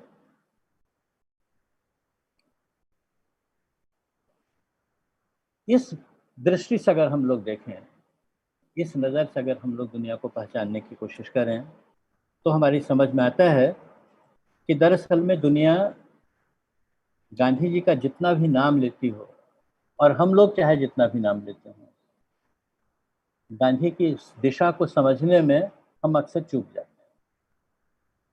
हम भी कहते हैं गांधी तो शांति के पुजारी थे, गांधी तो शांति के मसीहा थे, वगैरह वगैरह बातें उनकी प्रशंसा में कही जाती है। लेकिन मैं नहीं जानता हूं कि दुनिया में कोई भी आदमी ऐसा हुआ हो जिसने अपने दौर में इतनी अशांति पैदा की हो जितने गांधी। वो देश में जहां भी गए वहीं अशांति फैल गई, कर्फ्यू लगाना पड़ा, पुलिस लाठीचार्ज होने लगे, लोग जेलों में भरने लगे। किसी आंदोलन में इतनी बड़ी संख्या में लोग जेलों में नहीं गए थे जितनी बड़ी संख्या में गांधी ने अपने आंदोलन में लोगों को खींचकर जेलों में पहुंचा दिया। और ये भी कह दिया कि जेल जाने में ही आज़ादी मिलने वाली, जेल जाना हमारे लिए सबसे स्वाभाविक है, ये भी समझाया। तो एक अजीब ही तरह की लड़ाई खड़ी हो। और गांधी की जीनियस इस बात में है कि उन्होंने इस लड़ाई के इतने सारे आयाम प्रकट किए, इतने तरह से उन्होंने इस लड़ाई को हमारे सामने खोला कि राजनीति क्या, अर्थनीति क्या, हमारे सामाजिक जो रचना है हमारी, ऊंच नीच की, जाति की, कास्ट की, रिलीजन की, सबको एक साथ चैलेंज किया। उन्होंने विकास की हमारी पूरी अवधारणा को चैलेंज किया। डेवलपमेंट मतलब क्या? विकास तो आज भी बहुत बड़ा नारा बना हुआ है। आज़ादी के 75 साल बाद अगर हम लोग सबसे ज़्यादा किसी शब्द की बात सुनते हैं तो विकास। खोजते हैं कि विकास कहाँ है, तो बहुत कुछ हाथ आता नहीं, क्योंकि ये जो पूरा देश है, करोड़ों अरबों लोगों का जो देश है, इसका विकास अगर नापना हो तो ये कुछ लोगों से, कुछ परसेंट लोगों से नहीं नापा जा सकता। इसको नापेंगे तो सब लोगों के साथ ही नापना पड़ेगा। इसलिए गांधी ने कहा कि अगर विकास है तो उसमें 3 चीजें होनी चाहिए। इक्वलिटी होनी चाहिए, समानता होनी चाहिए, उन्होंने कहा समृद्धि होनी चाहिए, प्रॉस्पेरिटी होनी चाहिए, और उन्होंने कहा कि साथ में संरक्षण होना चाहिए। किसका संरक्षण होना चाहिए? जो कमजोर है समाज में, उनका संरक्षण होना चाहिए। और अगर आज के समय में गांधी होते तो कहते कि पर्यावरण है उसका भी संरक्षण होना चाहिए। अगर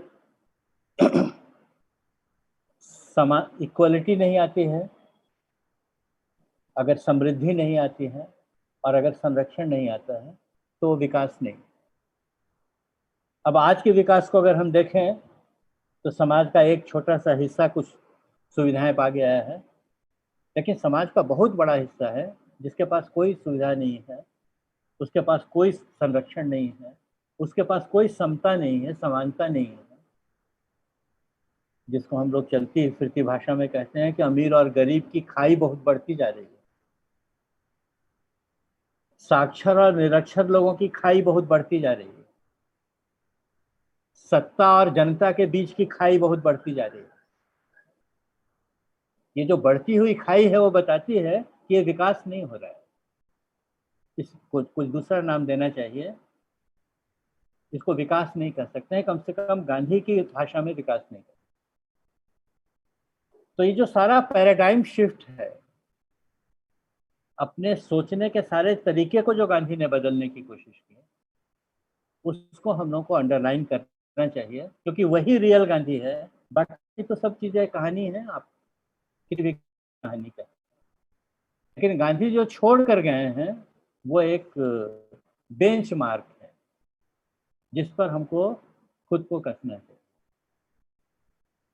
जब कोई कॉलेज या यूनिवर्सिटी में मैं आता हूँ, जैसे आज आपके बीच बात कर रहा हूँ, तो मुझको बराबर ये ध्यान आता है कि ये जो पूरा शिक्षा का ढांचा हमने खड़ा किया है, this whole infrastructure of education for which we are paying enormous money, enormous resource, how far it is reaching? ये जो पूरा हायर एजुकेशन जिसको हम लोग कहते हैं, ये कितने लोगों तक पहुंच पा रही है, इसका भी कोई हिसाब कभी होना चाहिए कि नहीं? गांधी रहेंगे तो इसका हिसाब करेंगे। ये पूरी हायर एजुकेशन जो है वो अपने देश के 3 से 4% लोगों को कैटर करती है, बाकी तक इसकी पहुंच नहीं है। इसकी पहुंच नहीं है यानी रीच नहीं है, इतना ही नहीं कह रहा हूं, it is not capable to fulfil the aspirations of the rest of the people. 4%, 5% अगर मान लें, जो भी मैं थोड़ा खींच कर कह रहा हूं, तो 95% लोग हमारे इस हायर एजुकेशन के रीच के बाहर हैं, और फिर भी हम इतने कम लोगों को शिक्षित करने के बाद भी कहते हैं कि education has become a problem. कहाँ से पढ़ाएं समझ में नहीं आता है, जो पढ़ रहे हैं उनका खर्च कहाँ से लाएं ये समझ में नहीं आता है। आपके यहाँ की बात मैं नहीं जानता हूँ, दिल्ली के कॉलेजों की और दिल्ली की यूनिवर्सिटी के लोगों की, लेकिन मैं जिस प्रांत से आता हूँ, बिहार में, सालों लोगों को वेतन नहीं मिलता है। शिक्षकों को, प्रोफेसरों को वेतन नहीं मिल रहा है क्योंकि पैसा नहीं है। तो जिस शिक्षा के तंत्र को चलाने वाले लोगों को देने के लिए पैसा नहीं है हमारे पास, वो शिक्षा का तंत्र कितने लोगों तक पहुंचता है?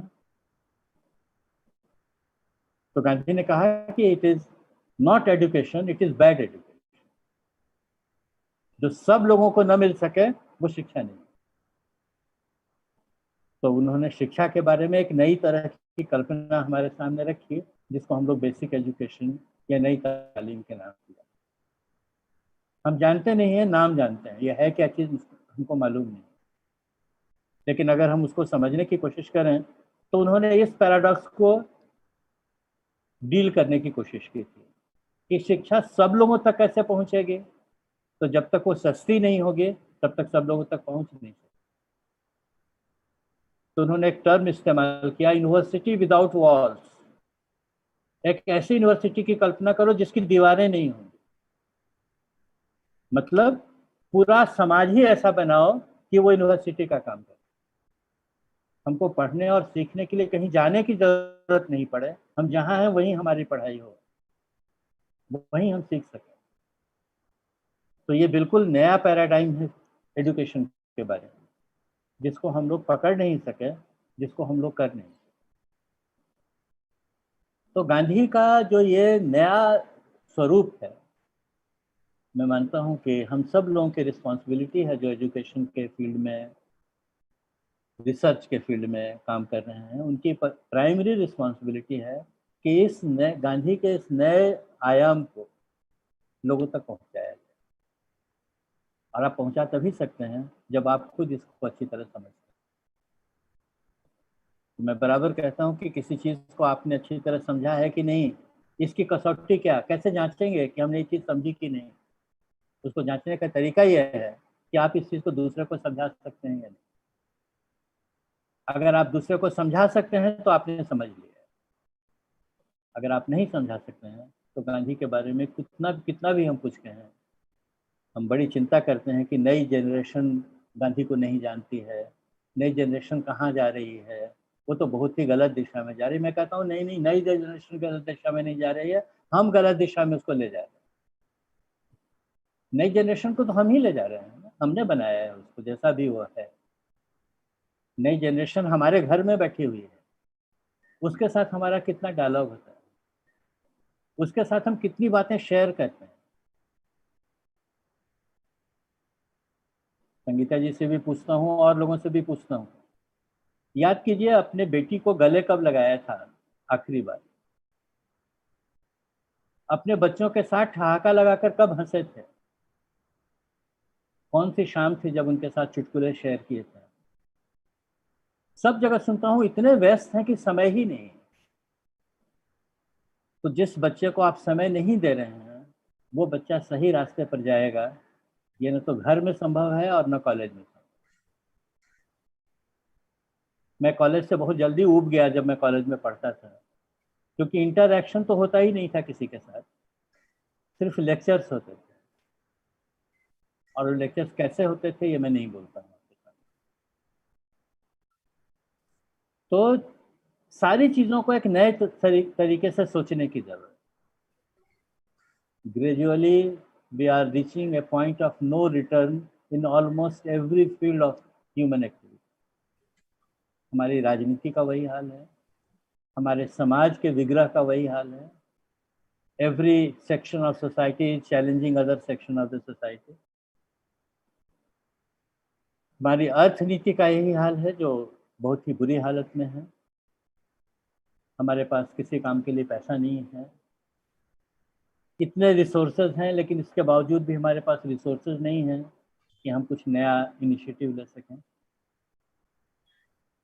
तो गांधी के बाद की बात जब हम करते हैं तो इतनी सारी बातें हैं जिनके बारे में सोचने की। तो गांधी रेलिवेंट इसलिए नहीं है कि गांधी के नाम पर डाक टिकट चलती है, गांधी इसलिए रेलिवेंट नहीं है कि हर नोट पर गांधी का फोटो छपा हुआ है। गांधी रेलिवेंट इसलिए नहीं है कि 75 ईयर्स हमारी आज़ादी के हो रहे हैं। गांधी रेलिवेंट इसलिए है कि हम जिन समस्याओं से घिरे हुए हैं, सारी दुनिया घिरी हुई है, उससे निकलने का अगर कोई रास्ता कहीं दिखाई देता है तो इसी बूढ़े आदमी के पास दिखाई देता है। That's why he is relevant. इस बात को अगर हम लोग समझेंगे तो मैं समझता हूँ गांधी को एक नए तरीके से हम लोग समझ सकेंगे। आप सबने इतनी देर तक मेरी बात सुनी, इसके लिए आप सब लोगों का बहुत आभारी हूँ। और अगर ये बात कुछ मतलब की हो तो आप लोग इसमें से जो मतलब की बातें हो अपने साथ लेते जाइए ताकि वो आपकी बात बन जाए, मेरी न रहे। आप सबका बहुत धन्यवाद। Thank you, sir, for your insightful reflections on relevance of Gandhi, emphasizing the Gandhian ideal that individual ethical values and non-violence can be utilized as a social force to transform society and elaborating the concept of Gandhian concept of development.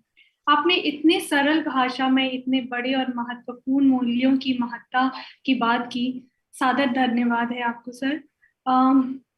Moving forward in our session, today we have amongst us a very significant figure. He and his institute's cooperation and support made the efforts of the conference fruitful. We have with us as the special guest of today's session, Shri Dinesh K. Patnaik, Director General of Indian Council for Cultural Relations, ICCR. This conference has been organized in collaboration with ICCR. Thank you, sir, for being here. His Excellency Ambassador Mr. Dinesh K. Patnaik is a career diplomat of Indian Foreign Service with experience of 30 years in a variety of challenging assignments.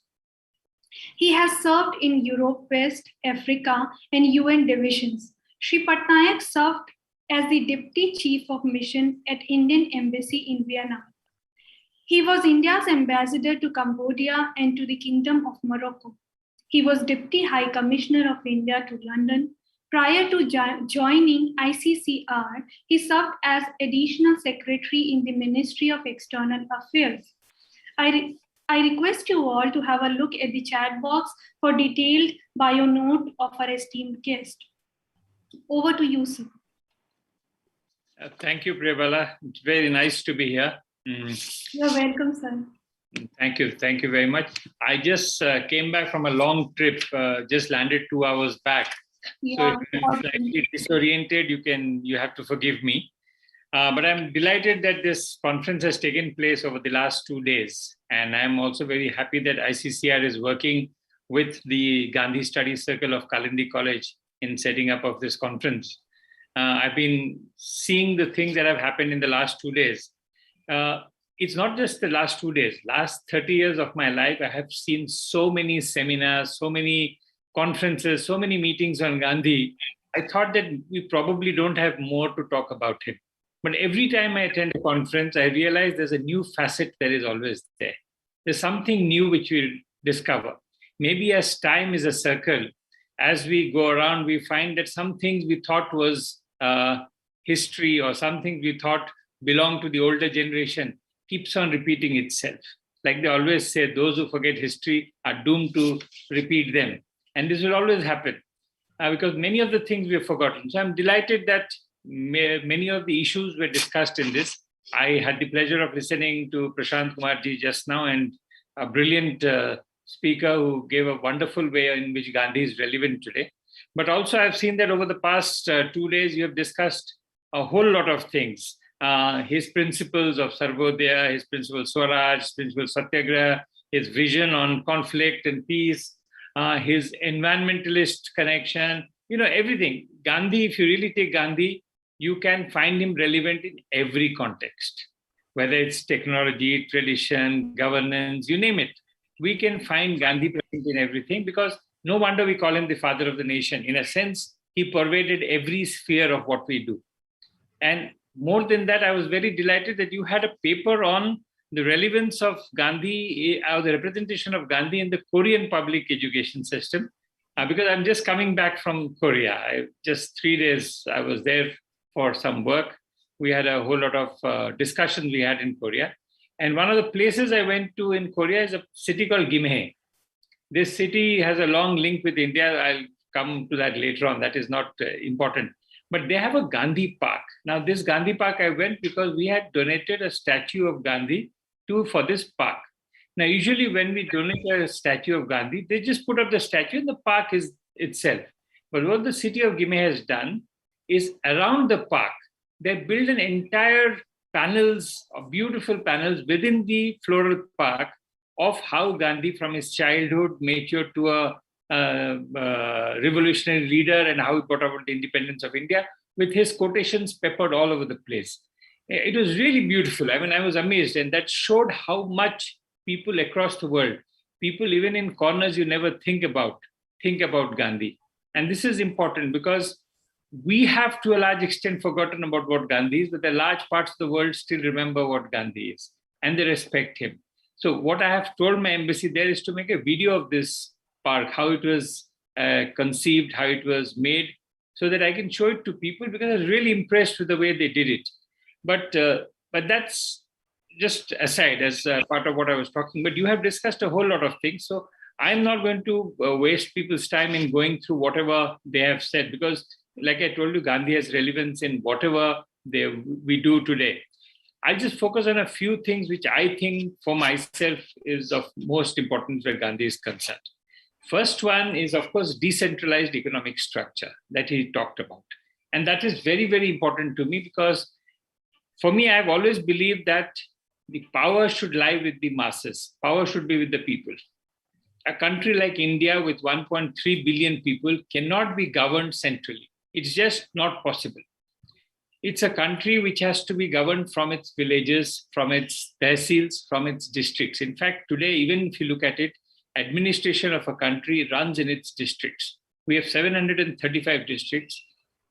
I do not have anything to do with the founding fathers of the Constitution, but if I had my way at that time, I would have had only districts and the center. The states for me have no role to play because they're just a step in the middle, whereas the actual decision is always taken at the district level. Even today, whatever decisions are taken, whether it is foreign investment, whether it is education, whether it is health, whether it is any kind of development, all the development programs, whether it is the Manrega or any development program, everything takes place in the district. The district is the one which distributes the money. The collection of money was also done in the district. That's the reason the district magistrate was called the collector, because he used to collect taxes. So the district was at the fulcrum. And this is what Gandhi always thought about, that power should go down. Why should a decision on a road or a well or a development in a village be taken at a state level or a central level? It should be taken at that level. So this is one of the few things which for me is very, very, very important. The second thing which I always found amazing about Gandhiji was his accommodation of contradictory forces. He was always willing to compromise for a higher goal.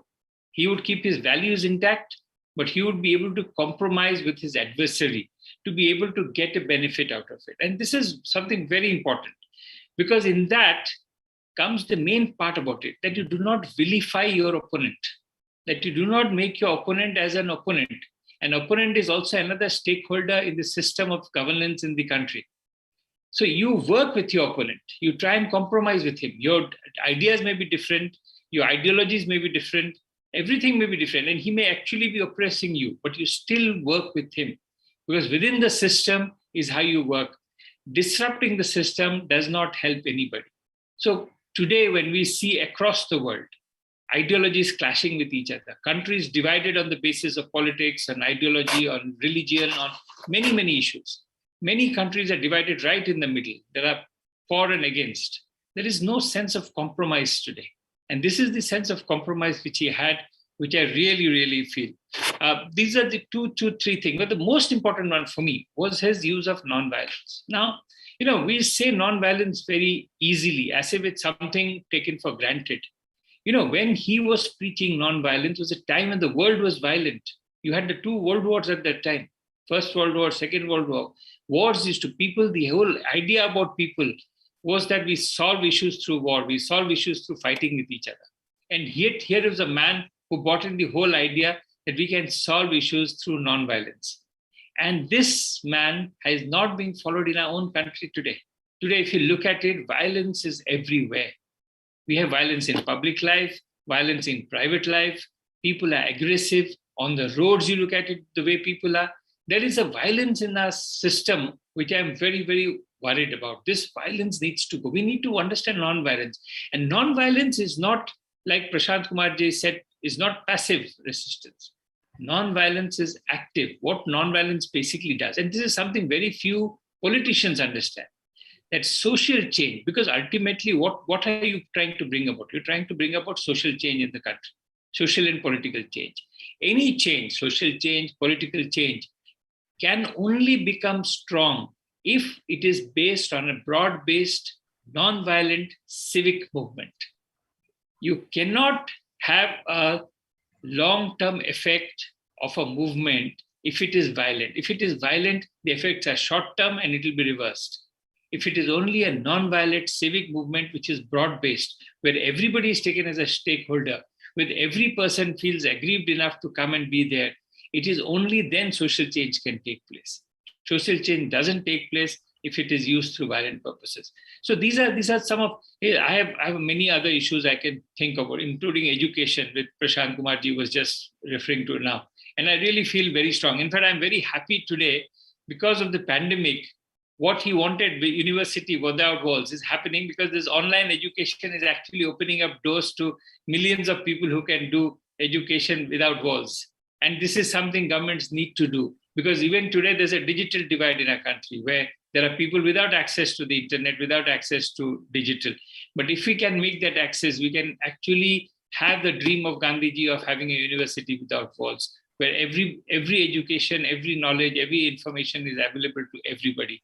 And this is something which we can do. But these are the things I wanted to tell about him.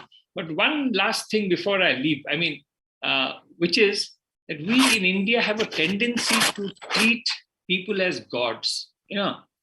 We took Ram and made him a god. We take Mahabharata and make it into a godly thing. We take what we have and make them into gods. And so, but you don't need to make people into gods, because I've always believed gods, we cannot make gods out of mythological beings. We can only make gods out of people who have actually contributed. I mean, whoever thought of flying? Human beings could never fly. So we should be actually making gods out of Wilbur and Orville Wright. Or when we do the atomic bomb, things which has made the person who invented the wheel, the fire, these are gods. We say fire god, but the person who invented the fire should be called the fire god. But the whole idea is human beings, we tend to make them gods. By making them gods, we make them as if they're infallible, but they're not. Gandhiji was not perfect, but he tried to be better than what he was. He tried to be always better than what he was. And what did he do? He did it through two things. He did it through self-denial and self-control. And that is important, because in your own life, if you cannot have self-control and self-denial, your life is of no use to anyone. So my point is, you have to learn this. Today, everybody is talking, every youngster, every person wants to do intermittent fasting. Gandhi did this all his life. He did not have to be taught to do intermittent fasting. He was doing intermittent fasting all the time. Whatever he was showing as an example is happening today. And yet we don't find him relevant. The only thing I find is even 70 years after his death, we still find him relevant, because there are still people who try to vilify him and pull him down. The very fact that people are still trying to pull him down shows that he's still relevant. That there are still people who use the Gandhi ideals to teachers, doctors, who go down to villages and teach, who still feel encouraged or aspire to be like Gandhi, to be actually go down to the villages and do.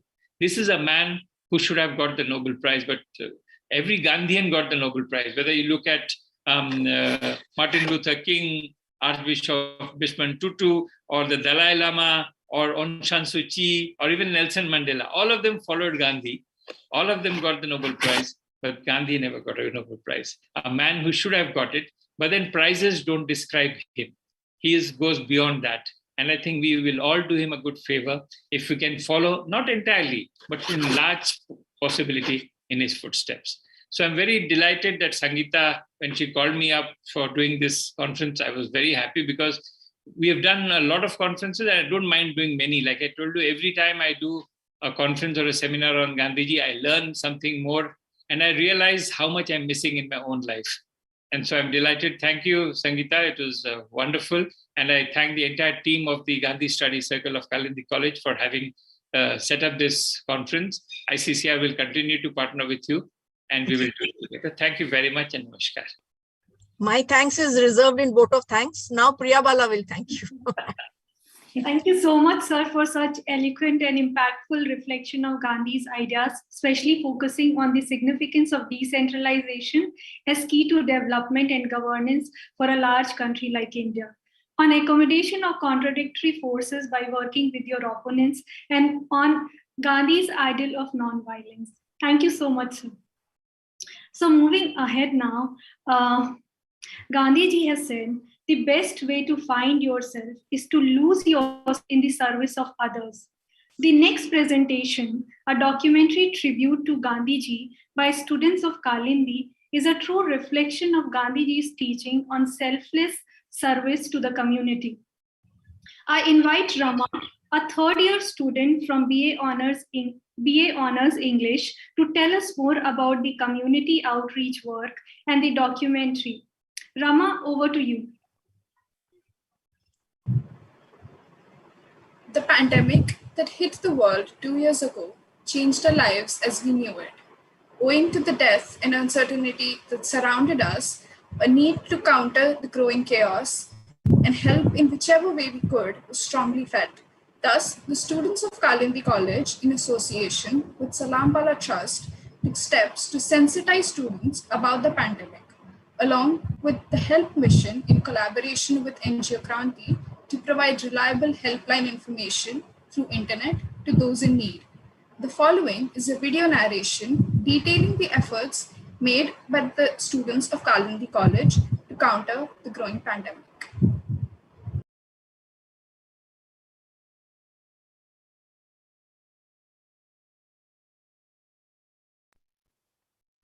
As Mahatma Gandhi said, "Be the change that you want to see in the world." Keeping this in mind, we, the student volunteers of Kalindi College, University of Delhi, with our firm resolve and determination, have always committed ourselves to common good with the vision of strengthening and contributing to the society. We realized that the outbreak of COVID-19 pandemic requires an unmatched response, and so a logical follow-up was taken on 14th July 2021 in association with Salam Balak Trust to sensitize the children about the pandemic and to encourage them to follow the standard operating procedures relating to virus. Our first attempt of the Students Outreach Program was a 3-week summer workshop in 2019, which focused on educating children about health, hygiene, and Swachh Bharat mission. Both our initiatives of the COVID-19 awareness campaign and the summer workshop were conducted under the guidance and support of our mentor, Dr. Sangita Dhal, Associate Professor, Department of Political Science, Kalindi College. We thank you, ma'am, for providing all of us this opportunity through which we were able to contribute to the society. At the time of COVID-19 second wave, when the nation was shook by increasing number of COVID-19 cases and scarcity of resources, Kalindi College Students Union decided to launch Mission Help. During the COVID-19 second wave in the mid of April 2021, Kalindi College Students Union, in collaboration with the Department of Zoology and Economics and in association with Kranti, a think tank NGO, launched the Mission Help.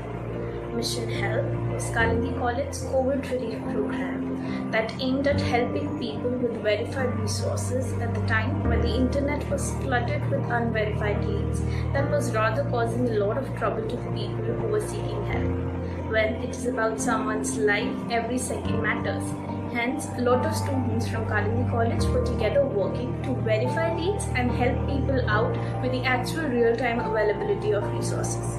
We had maintained databases of several resources like oxygen, hospital beds, plasma donors, etc. And the databases were checked day and night to seek real-time availability and helping people with the same. First of all, several groups over the WhatsApp was created. Then a Google form was circulated, which was linked with the Google Sheets from wherein we extracted each and every details of the patient's requirement, thereby connecting all our verified resources with the patient's requirement. We solved the cases and we constantly updated it on our social media handles also, and that's how the whole Mission Help worked. There is a lot of suffering around us and we should do whatever is in our capabilities to make a change. Even if that change is small, it can be life-changing for someone. I'm Nandini Keshri, the Media Secretary of Kalindi College Students Union. When the Students Union was put to work during the second wave of COVID-19, I was also a part of the mission. At times it was heart-wrenching when we got the news of someone's death. But at other times when we were able to help someone and save someone's life, it was just the feeling of eternal satisfaction and happiness. Hi, I'm Kanika and my experience of working with Mission Help has been full of heartbreaks and breaths of relief. Sometimes we were broke as we used to hear that the patient left us, and sometimes it felt really good to hear that we saved a life. And I felt really proud to be a part of it. Sangita Dhal, the convener of the conference, briefed us about the theme on which the conference is based. This was followed by a speech by Professor Annapurna Pandey from the Anthropology Department of University of California, USA, who spoke about Gandhi's life experiences and his interactions with the world at large. She reflected on his principles, which eventually went on to inspire her own work in the villages. The chief guest for the session was Professor Lillian Tibatemba, Honorable Judge of Supreme Court of Uganda, Africa. She unfortunately could not join us for the session, but she sent her wishes for the success of the conference. The inaugural address was delivered by the special guest, Dr. Shobhana Radhakrishna, Chief Functionary, Guardian Forum for Ethical Corporate Governance. She introduced the audience to the philosophies that impacted Gandhi's life and shared anecdotes from her own life where she spent her life in Wardha Ashram. The ideals of Sarvodaya, Swaraj, Satyagraha, and Ahimsa, and Gandhian vision of peace and equality were reflected upon. The keynote address was delivered by Professor Douglas Allen, Professor Emeritus of Philosophy from the University of Maine, USA. He presented his paper on the theme of contextualizing Gandhi in the modern world. In his paper, he addressed a few topics, namely Gandhi creatively contextualized, alternative Gandhian perspectives, and dominant anti-Gandhian perspectives on development. He spoke about the need for re-examination and re-application of Gandhian perspective in a critical way. The session concluded with a vote of thanks by Ms. Keertika Lotni, the co-convener of Gandhi Study Circle, yours truly, who summarized the highlights of the session and welcomed the participants to attend working session 1 the next day. The second day of the two-day international e-conference, organized in collaboration with ICCR, had 2 working sessions. The first session was held on the morning of 4th of September. It was themed Reimagining Development, a framework for building local self-reliance. Chaired by Shri A. Annamalai, Director, National Gandhi Museum, New Delhi, who in his address emphasized upon key issues like the importance of decentralizing economic structure, something that Shri Dinesh Patnaik also spoke about. And he spoke about finding a balance between tradition and technology, tackling the materialistic nature of our pursuits, and the importance of focusing on grassroots issues. He praised Kalindi College for taking positive initiative in this direction. Hosted by Ms. Punsok Dolkar from the Department of Economics, the session was a highly engaging one, well attended by both the faculty members and the students. Our first speaker for the day was Dr. Imtiaz Ahmed, Professor of International Relations and Director of Center for Genocide Studies at the University of Dhaka, who presented an engaging paper titled Gandhi's Politics, the Reconstruction of Tradition. It focused on reconstruction of tradition and the juxtaposition of indigenous traditions like Ashokan politics, Ball tradition, and Gandhian politics. He also explored Gandhian interpretation of the Bhagavad Gita and the latter's firm belief in the practice of the non-violent policy, that is Upai, and the only means to attain the end, Upai, that is Swaraj. This is followed by a reading of Dr. Biswajit Banerjee's paper by the session host, Ms. Dolkar. Dr. Banerjee is Joint Secretary, Ministry of Rural Development, Government of India, New Delhi. His paper, titled Modern Development Planning in Rural India, Strengthening the Idea of Gram Swaraj, referred to some important flagship schemes implemented in the development of rural India. It also noted the crucial role of panchayats in the transformation of rural India.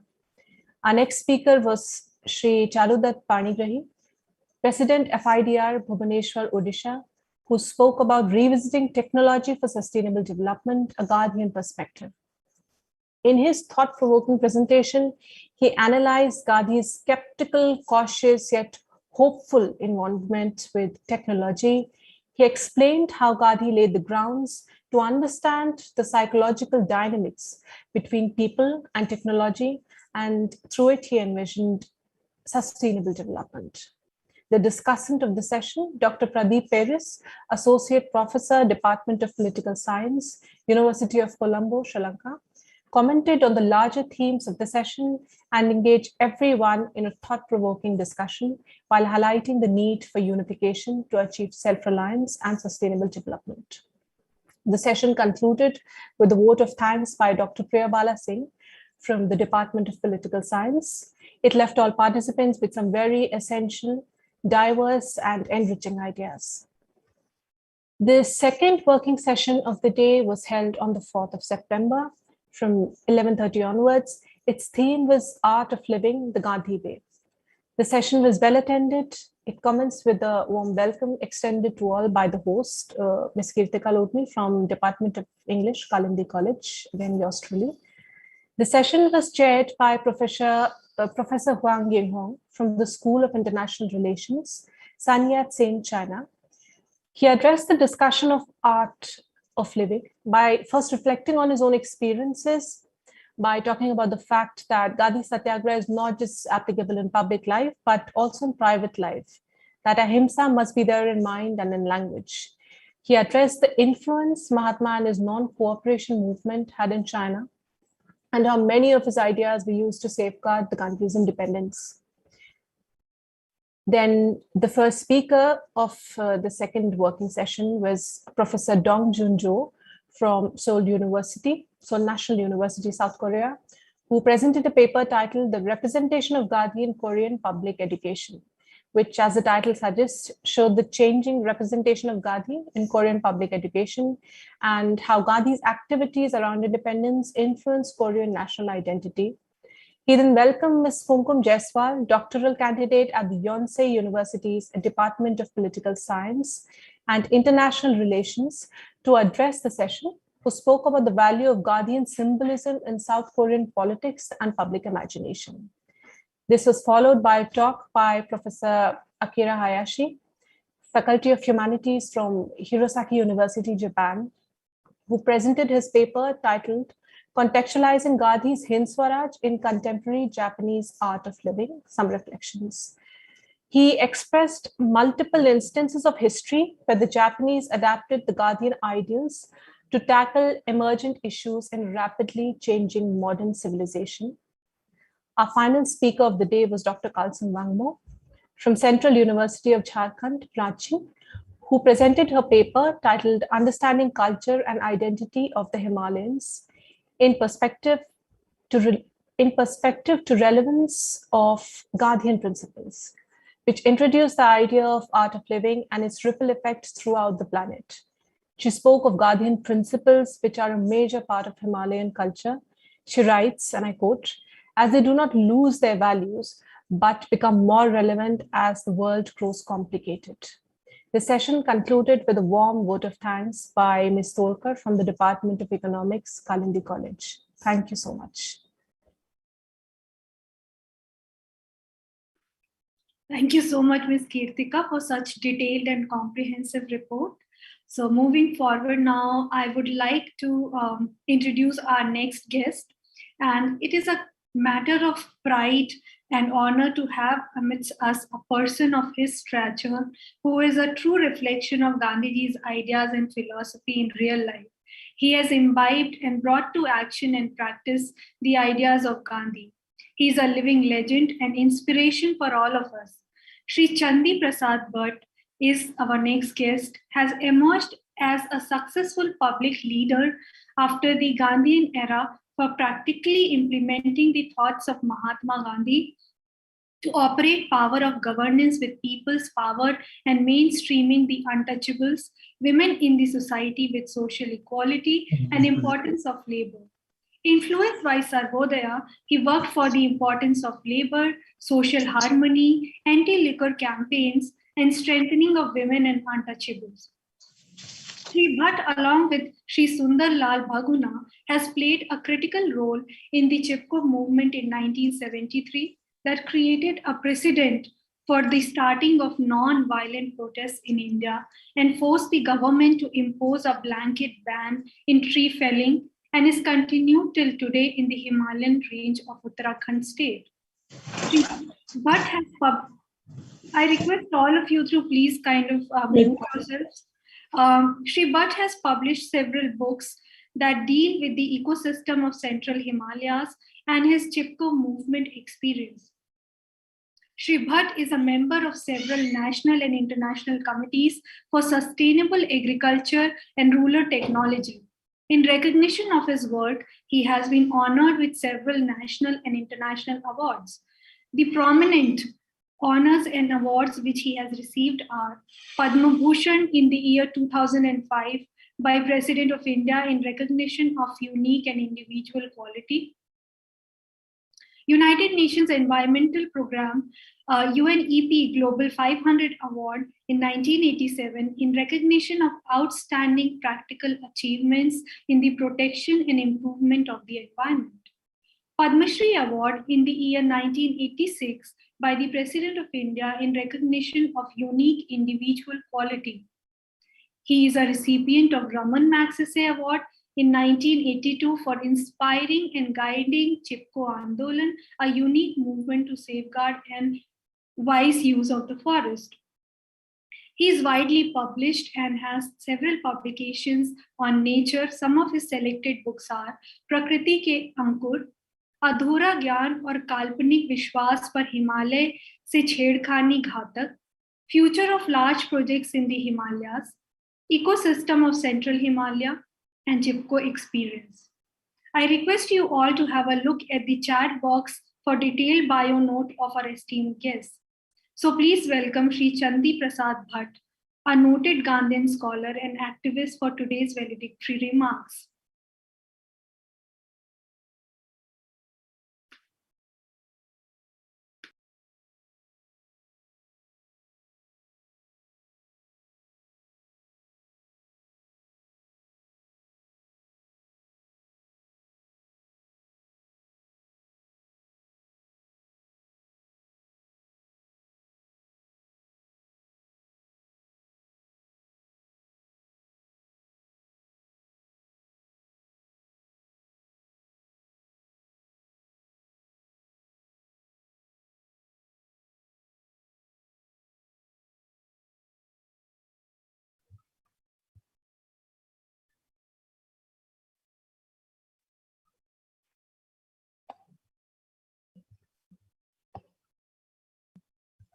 I think sir has to unmute himself. Sir, आप सौम्या भट्ट के नाम से जुड़े हैं क्या?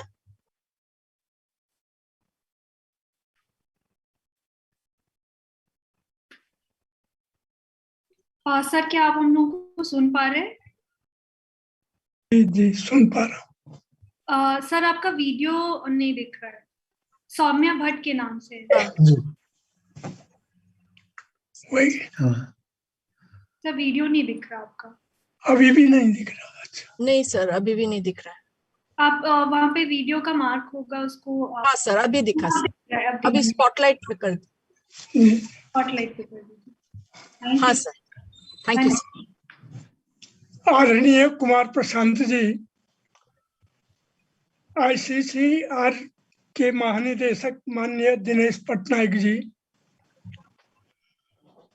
Doctor Sangeeta जी, कीर्तिका जी, युवा बहनों और भाइयों,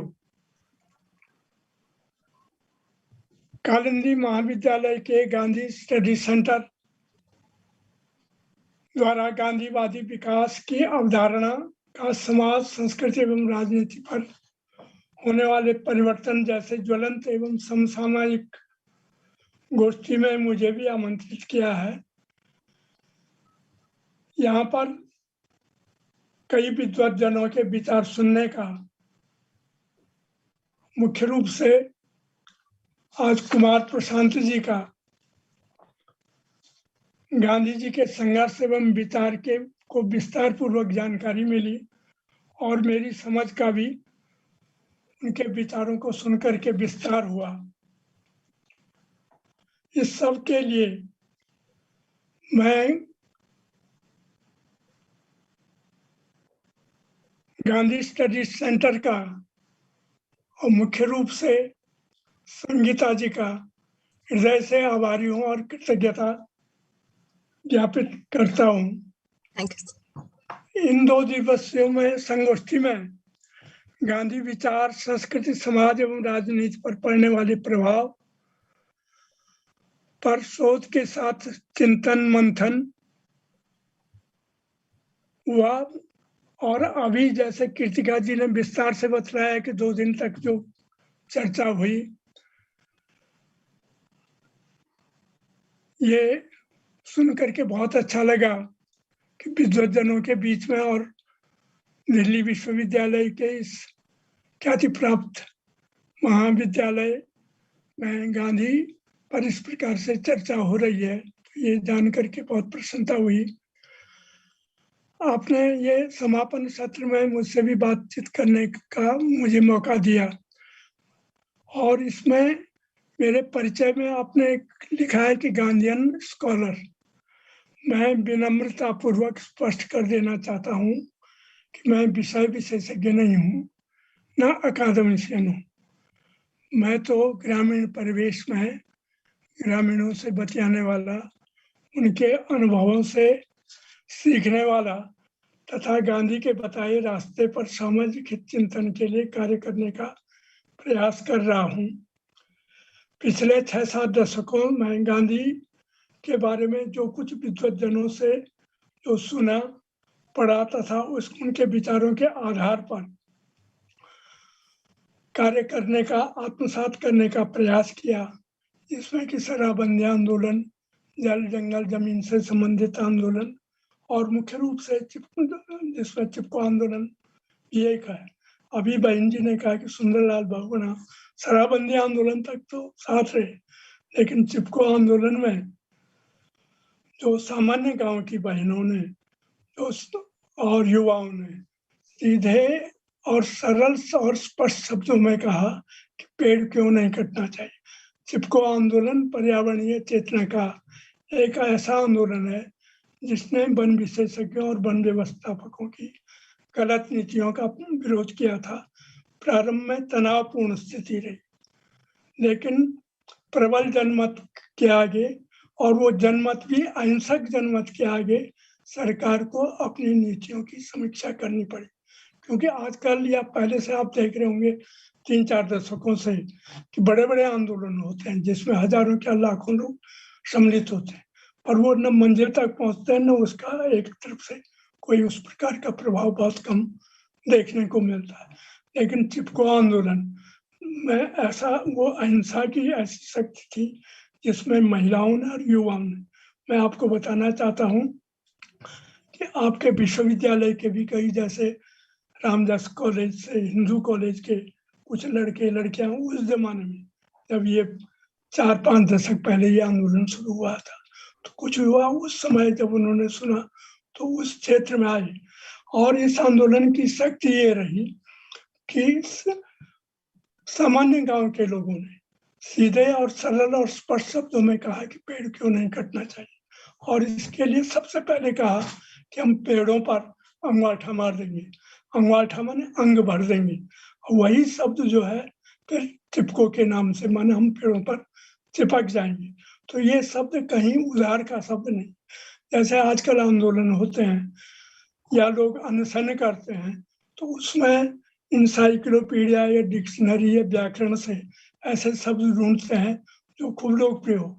लेकिन चिपको आंदोलन में जो अंगूठा मारने का शब्द था या चिपको का शब्द था, वो स्थानीय शब्द था। इसलिए इसके पीछे जो दशकों का गांधी विचार के साथ हमारा जुड़ाव रहा, उसके कारण ये आंदोलन जो है अहिंसा में, और मुख्य रूप से जो गंगा की मुख्य धारा अलकनंदा है उसके अंतर्वर्ती क्षेत्रों में शुरू हुआ।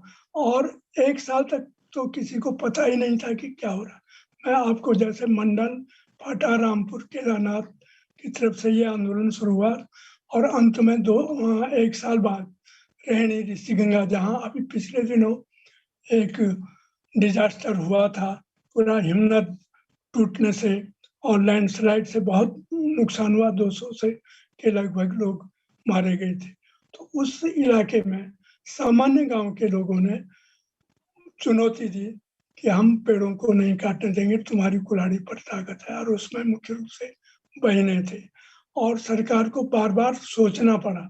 उसमें कोई हजारों या लाखों लोग नहीं थे, बल्कि बहुत कम लोग थे। लेकिन उसके पीछे ये था कि एक तो विल पावर माना आत्मशक्ति थी, और वो भी अहिंसा के आधार, क्योंकि मनसा, वाचा और कर्मणा। जब रैणी में चिपको आंदोलन शुरू हुआ मंडल, फाटा, राम, केदारनाथ के बाद, तो जब मैं वहाँ पर जैसे ही आंदोलन की जानकारी बहनों ने मुझे दी, तो वहाँ गया तो सीधे जो गौरा देवी जी इत्यादि थे जिन्होंने उसके अगले दिन आंदोलन शुरू किया था, तो उस बहन ने कहा कि इन जंगलात वालों ने और पेड़ काटने वालों ने हमें बहुत उल्टे सुल्टे शब्द कहे, लेकिन बेटा तुम ये बात किसी से मत कहना क्योंकि ये दंडित हो जाएंगे। तो इस प्रकार से जो गांधीयन विचार था, हमने तो केवल पुरुषों की वॉचडॉग कमेटी बनाई थी, पुरुषों से ही पेड़ बचाने का और पेड़ों के नष्ट होने का जो वो था उसकी जानकारी दी। तो असल में मूल बात ये थी कि हम लोग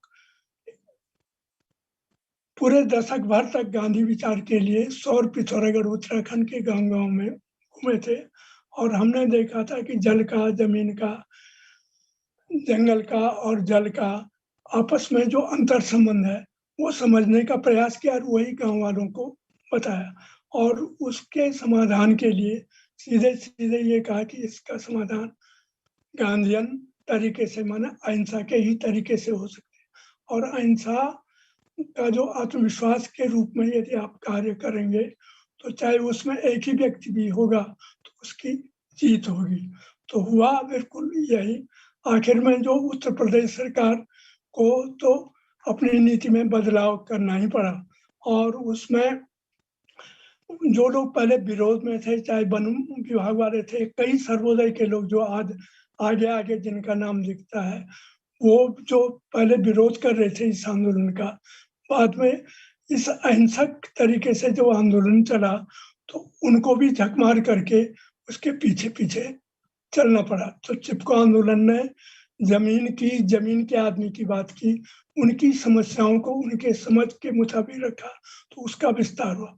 चिपको आंदोलन ने न केवल संघर्ष बल्कि रचना का काम भी साथ साथ किया। उसी दौर में जैसे एक और तो पेड़ों को बचाने का कार्यक्रम चला, दूसरी ओर जो नंगे वृक्ष विहीन इलाके थे उसमें पेड़ लगाने का भी कार्यक्रम किया और वो संघर्ष जिंदगी की सच्चाई। जी क्या बोला? Nothing sir, nothing. Please sir continue करिए। अच्छा, तो उसमें रचना और संघर्ष दोनों प्रकार के कार्य चले। तो रचना का जो काम था, माने हरियाली लाने का जो काम था, उसमें मुख्य रूप से महिलाएं और कॉलेज जैसे गोपेश्वर कॉलेज था, कुमाऊं विश्वविद्यालय का अल्मोड़ा कैंपस, यहाँ के सैकड़ों विद्यार्थी 45 दिन तक जोशीमठ जो धंस रहा था बद्रीनाथ के रास्ते में, उसमें वृक्षारोपण का काम। तो इस सब के दबाव के कारण सरकार को ये लगा कि ये केवल संघर्ष ही नहीं है, रचना का भी काम। और उस जमाने में पेड़ लगाने की बात भले के मुंशी जी ने 1950-51 में शुरू की होगी, लेकिन इन विद्यार्थियों और महिलाओं के योगदान से आज अलकनंदा की कई उपत्यकाओं में जहाँ बिल्कुल नंगे वृक्ष भी इलाके थे वो उसमें हरियाली है। तो इस प्रकार से आज आवश्यकता यह है कि गांधी जी के जो विचार है उसको ठीक से समझने की आवश्यकता है। वो इसलिए वो है कि गांधी जी के संदेश को सही अर्थों में समझने की आवश्यकता है। गांधी जी व्यक्ति निष्ठा के बजाय तत्व निष्ठा में विश्वास करते थे। चंपारण सत्याग्रह के बाद उन्हें इतनी प्रसिद्धि मिल गई थी कि लोग उनकी मूर्ति स्थापित करने लग गए थे, उनका जन्मदिन मनाने लग गए थे। इससे गांधी जी चौंक गए थे और गांधी जी ने अपने जन्मदिन को गांधी जयंती के बजाय चरखा जयंती के रूप में मनाने का आह्वान किया। मुझे याद है कि 1961 में हम लोग जोशीमठ में गांधी जयंती मना रहे थे, तो सर्वोदय दर्शन के विख्याता एक आचार्य दादा धर्माधिकारी थे और उनके साथ साथ बिमला ठक्कर, वो भी यात्रा पर आए थे वहाँ पर हमारे गांधी जयंती के अवसर पर। तो उन्होंने कहा भाई ये गांधी जयंती नहीं, क्योंकि हम बाजार में जो रैली निकाल रहे थे उसमें आज क्या है गांधी जयंती। तो उन्होंने कहा गांधी जयंती नहीं, चरखा जयंती। तो गांधी जी जो मैंने कहा कि व्यक्ति निष्ठा के बजाय तत्व निष्ठा में, उन्होंने कहा कि केवल गांधी जयंती मनाया जाएगा तो केवल मेरा विचार छूट जाएगा। तो गांधी जी का जो विचार था वो चरखा और तकली को दुनिया की सबसे शक्तिशाली हथियार उन्होंने बनाया। इससे हजारों मील दूर इंग्लैंड के मैनचेस्टर तक प्रभाव पड़ा। गांधी जी का चरखा स्वावलंबन, आर्थिक सामाजिक विषमता समाप्त करने का प्रतीक था। चरखा गांधी के लिए ग्रामोद्योग का प्रतीक था। यदि ग्रामोद्योग पर नष्ट हो जाएंगे तो इन पर गरीब और ग्रामीण संकट में पड़ जाएंगे, लाखों लोगों की आजीविका खत्म हो जाएगी। आज विश्व जिस अव्यवस्था एवं अशांति से जूझ रहा है, उन्हें अहिंसक समाधान की सामर्थ्य गांधीवादी नीति में ही दिखाई देती है। सामाजिक शांति समानता के लिए आर्थिक सिद्धांतों को ही बुनियादों पर बातों पर लौटना पड़ेगा। पहले हमको गांधी ने जो समझाया है कि गांधी पहली जरूरतों को सीमित करना, उत्पादन के विस्तार की कोई भी तकनीकी असीमित आवश्यकताओं को संतुष्ट नहीं कर सकती है। उत्पादन को सतत होना चाहिए और हमारी पृथ्वी की वहनीय क्षमता का भी ध्यान रखना चाहिए। और आज जो प्राकृतिक संसाधनों का असीमित दोहन है, उससे दुनिया को एक नया संकट तक पहुंचा गया है। तो जैसे आप देख रहे होंगे कि डिजास्टर दिनों दिन बढ़ रहा है, जो महामारी है उसका भी एक कारण ये भी हो सकता है। तो गांधी की कथनी और करनी के योग के कारण ही वो महात्मा बने। वे जो कहते थे पहले उसका प्रयोग खुद पर करते थे, फिर व्यक्ति और समाज के लिए उस रास्ते पर चलने की सलाह देते थे। महात्मा गांधी ने भारत जैसे विविधताओं से भरे हर व्यक्ति और हर इलाके के विकास के लिए ग्राम स्वराज्य का मूल मंत्र दिया। गांव-गांव में रहने वाले लोगों के विकास से ही भारत का असली विकास होगा। इसे उन्होंने आजादी के आंदोलन के प्रारंभिक दौर में ही, माने मुख्य रूप से जो बिहार में जो आंदोलन चला, तो उसके बाद उन्होंने समझ लिया था। इसलिए गांव में उपलब्ध संसाधनों के संरक्षण, विकास एवं उपयोग के नजरिए से गांव में रहने वाले हर व्यक्ति की मूलभूत जरूरतों को पूरा करने की सीख गांधी ने दी थी। आज हमारे सामने कई समस्याएं खड़ी हैं। हर हाथ को काम मिले, साफ सफाई रहे, परिवेश और पर्यावरण संतुलित रहे, सबको मूलभूत जरूरतें पूरी हो, इसका एकमात्र उपाय उनके विचारों की ग्रामीण व्यवस्था में छुपा है। इसके लिए उन्होंने विस्तार से अपने विचार रखे थे। गांधी जी शोषण मुक्त समाज की स्थापना के लिए विकेंद्रित व्यवस्था के मुख्य आधार मानते थे। भारत की 2/3 से अधिक आबादी गांव में वास करती है, इसलिए विकेंद्रित अर्थव्यवस्था से ही इस समृद्ध एवं स्वावलंबी हो सकते हैं। ग्रामीण आबादी गांव में रहती है, इसलिए उनकी जीविका तथा अन्य समस्याएं पास पड़ोस में ही सुलझ जाए, इसका वातावरण सरकारों को बनाना चाहिए। इसी से भारत की ग्रामीण आबादी स्वावलंबी हो सकती है। इसलिए गांधी जी ने प्रत्येक परिवार को तकली और चरखे को हाथ में लेने का कार्यक्रम बनाया। खेती, किसानी, पशुपालन, बुनाई के साथ साथ लोहारी, बढ़ईगिरी, रुड़िया आदि। तो आज ये सारे दिनों दिन समाप्त हो रहे हैं। परंपरागत उद्यम इत्यादि ग्रामीण रोजी रोटी पा सकते हैं। इन सब का संबंध खेती किसानी से है। दूसरा, उन्होंने अहिंसा, आवश्यकताओं की सीमितता और सतत कर्मशीलता। गांधी जी ने बहुत से आदर्शों में से ये 3 आदर्श बहुत जरूरी है। व्यवहारिक, शाश्वत और सर्वशक्ति सर्वकालिक हैं, जो हर व्यक्ति के लिए आवश्यक है तथा आज भी पूरी तरह व्यवहारिक है। उन्हें जीवन में उतार कर ही मानव जो इस सृष्टि का सबसे बड़ा नायक है, उसे सदा सर्वदा के लिए योग्य बनाए रख सकता है। गांधी जी ने इन्हें न केवल अभिव्यक्त किया बल्कि जीवन का हिस्सा भी बनाया, और इसी से वो दुनिया के तमाम आदर्शवादी व्यक्तियों से एकदम अलग और आगे खड़े दिखाई देते हैं। हमारे सभी भगवानों, देवताओं, अवतारों ने बुराई का नाश करने के लिए शक्ति का, शस्त्रों का सहारा लिया। समस्त सत्ता संचालित शक्ति से नियमों, कानूनों का पालन करवाते आए हैं, लेकिन गांधी जी ने इस सबसे गैर जरूरी माना और उसका परित्याग करने का नारा दिया। स्वयं भी उसका कभी सहारा नहीं लिया। उन्होंने मानव को सिखाया कि आत्मशक्ति से बड़े संघर्ष किए और जिए जा सकते हैं। यह गांधी की शिक्षा रही और उसी में आजादी की लड़ाई लड़ करके भी उन्होंने दिखाई तथा विजय प्राप्त की।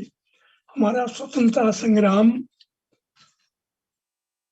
और गांधी जी के कुशल और मर्यादित नेतृत्व में उसमें हिंसा और पाशविक शक्ति का निषेध रहा। प्रत्येक मनुष्य को अपनी क्षमता का पूरा उपयोग करते हुए सतत कर्मशील रहते हुए रहना चाहिए और गांधी जी का यह वर्तमान में भी सबके लिए व्यवहार्य है। अंत में मैं कहना चाहता हूं कि गांधी जी ने बुनियादी प्रकृतिवादी भारतीय मनुष्यों की परंपरा को ही विकास की अवधारणा का केंद्र बिंदु मानकर राष्ट्र का विकास की परिकल्पना की। जैसे हमारा ईशावास्य उपनिषद में है कि ईशावास्यमिदं सर्वम यत्किंच जगत्याम जगत तेन त्यक्तेन भुंजीथा मां गृह कस्य सज्जनम। उतना ही वो करो जितने आपको आवश्यकता है, बाकी आप चोरी करते हो। तो इस प्रकार से राष्ट्र के विकास की परिकल्पना की। उनकी परिकल्पना में ग्राम स्तर पर स्थानीय संसाधनों एवं प्रौद्योगिकी के उपयोग की बात केंद्र में रखी ताकि आमजन प्राकृतिक संसाधनों का उपयोग करने के साथ साथ एकजुटता बनाए रखें। यही विचार हमने चिपको आंदोलन के द्वारा समाज एवं राजनीतिक नेतृत्व को समझाने का प्रयास किया। जैसे मैंने बताया कि चिपको आंदोलन शब्द से पहले हमने जिला स्तर पर जितने भी राजनीतिक पार्टी थी, उस समय कांग्रेस थी, पुरानी कांग्रेस थी, सीपीआई वाले थे, जनसंघ थे, शोषित समाज दल के, उनके जिला स्तर के नेता और गांव के प्रधान इत्यादि को बुलाया और उसमें कहा कि भाई अब जंगल पेड़ों को बचाना है तो क्या तरीका हो सकता है। तो सब ने ऐसे तरीके बताए। किसी ने कहा कुल्हाड़ी छीनो, किसी ने कहा ट्रक के आगे लेट जाएंगे, अलग अलग तरीके बताए। तो उसमें हमें हिंसा दिख रही थी। जैसे मैंने बताया कि हम एक दशक से गांधी विचार के अनुरूप हमने कई आंदोलन जैसे शराबबंदी आंदोलन, जल का आंदोलन इत्यादि चलाया था। तो हमने कहा भाई इस प्रकार की पद्धति से तो हिंसा वो होगी और इसमें कोई सम्मिलित नहीं हो सकता है। तो उसमें जो पेड़ों पर अंगूठा मारने की बात थी, जिसमें बड़े बूढ़े स्त्री पुरुष सब सम्मिलित हो सकते थे, तो आखिर में राजनीतिक लोगों ने भी इसको स्वीकार किया और न केवल पेड़ बचाने के उसमें, बल्कि पेड़ लगाना, अपना जल संरक्षण इत्यादि के। आज जिन विद्यार्थियों ने उस जमाने में पेड़ लगाने का कार्यक्रम किया, तो वो आज अपने अपने स्तर पर जल जंगल जमीन के लिए अपनी सेवाओं के साथ साथ कई अन्य प्रकार के कार्य भी कर रहे हैं। आज आमजन अपने प्राकृतिक संसाधनों का उपयोग करने के साथ साथ उनका संरक्षण भी करता रहे, प्रकृति के साथ एकजुटता बनाए रखे। यही विचार हमने चिपको आंदोलन के द्वारा किया था। प्रकृति के साथ छेड़खानी का नतीजा सारा विश्व झेल रहा है, यह चाहे प्राकृतिक आपदाएं के रूप में हो या महामारी के रूप में। परंपरागत रूप से हर समाज में प्रकृति संरक्षण के सर्वोपरि रखा गया था, परंतु विलासिता और बहुवादी विकास की मानसिकता मूल रूप से राजनीतिक कारणों से संरक्षणवादी मानसिकता पर हावी होती जा रही है, जिसके मूल में प्रकृति का अधिकतम दोहन ही उभर कर आता है। आज हमारी संस्कृति प्रकृति के संरक्षण की विचारधारा में पुनः स्थापित करने की दिशा में ठोस कदम उठाने की आवश्यकता है। आशा है कि आप जैसे विद्वत जन बुद्धिजीवी के विचार मंथन से विश्व स्तर पर राजनीतिक नेतृत्व गांधी जी के ग्राम स्वराज्य की अवधारणा को समझ एवं अपनाने का प्रयास करेगा, ताकि प्रकृति के साथ हम सबका अस्तित्व बना रहे। मुख्य रूप से युवाओं के साथ, तो युवाओं को तो मैं ये मानता हूँ कि वो समाज की धमनियाँ हैं, जिनको रक्तवाहिकाएं भी कहते हैं। यदि ये आगे आती हैं तो बहुत सारी समस्याओं का निदान हो सकता है। तो आज आवश्यकता ये, इसीलिए हम कहते हैं कि हमारे विश्वविद्यालयों के द्वारा, हमारे महाविद्यालयों के द्वारा अपने परिवेश के बारे में, पर्यावरण के बारे में युवाओं की समझ विकसित करनी चाहिए। साल भर में इस प्रकार के कैंप लगने चाहिए, चाहे 3 दिन से या 1 हफ्ते तक, जैसे एनएसएस का कैंप लगता है। इसी प्रकार अपने आसपास का जो परिवेश है, गांव है, उसको समझने का, और पर्यावरण को, वहाँ की जल की स्थिति क्या है, और इसके अलावा जंगलों की स्थिति क्या है, जीव जंतुओं की, खेती बाड़ी की स्थिति क्या है, परिवेश में गांव में पानी है या नहीं है, शिक्षा ठीक से मिल रही है, इस प्रकार की जानकारी होगी तो कल को वो किसी भी सेवा में जाएंगे, उनका अपने परिवेश के बारे में समझ रहेगी तो वो अपने कार्यक्रम में इसको भी जोड़ सकेंगे। तो मुझे उम्मीद है कि जैसे पिछले 2 दशकों में गढ़वाल और कुमाऊं विश्वविद्यालय के युवाओं ने कई दिशाओं में काम किया रहा, आज वो अलग अलग प्रकार के कई आंदोलन चल रहे हैं। जैसे आपने अभी सुना होगा, प्रधानमंत्री जी ने मन की बात में एक उफरे खाल में खाल इत्यादि के बारे में कहा था।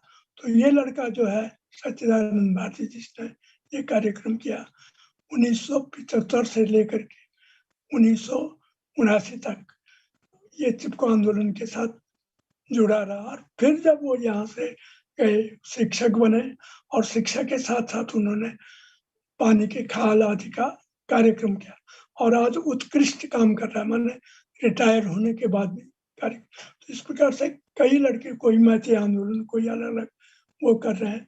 तो अपने परिवेश और पर्यावरण को समझने के बाद अपने ढंग से वो कर रहे हैं।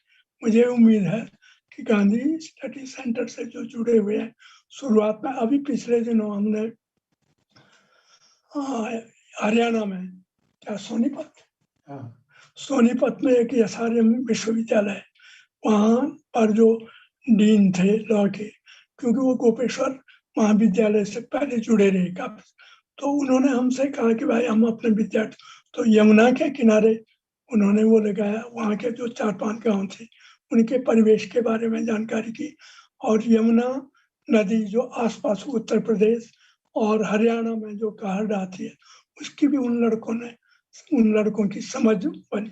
तो आज आवश्यकता ये है कि इस प्रकार के सेंटर से अपने परिवेश के बारे में, जहाँ भी मैं मानता हूँ कि जैसे दिल्ली में 80 के करीब महाविद्यालय हैं, दिल्ली विश्वविद्यालय, और वही करीब 40-45 किलोमीटर लंबी यमुना नदी वहाँ प्रभावित है।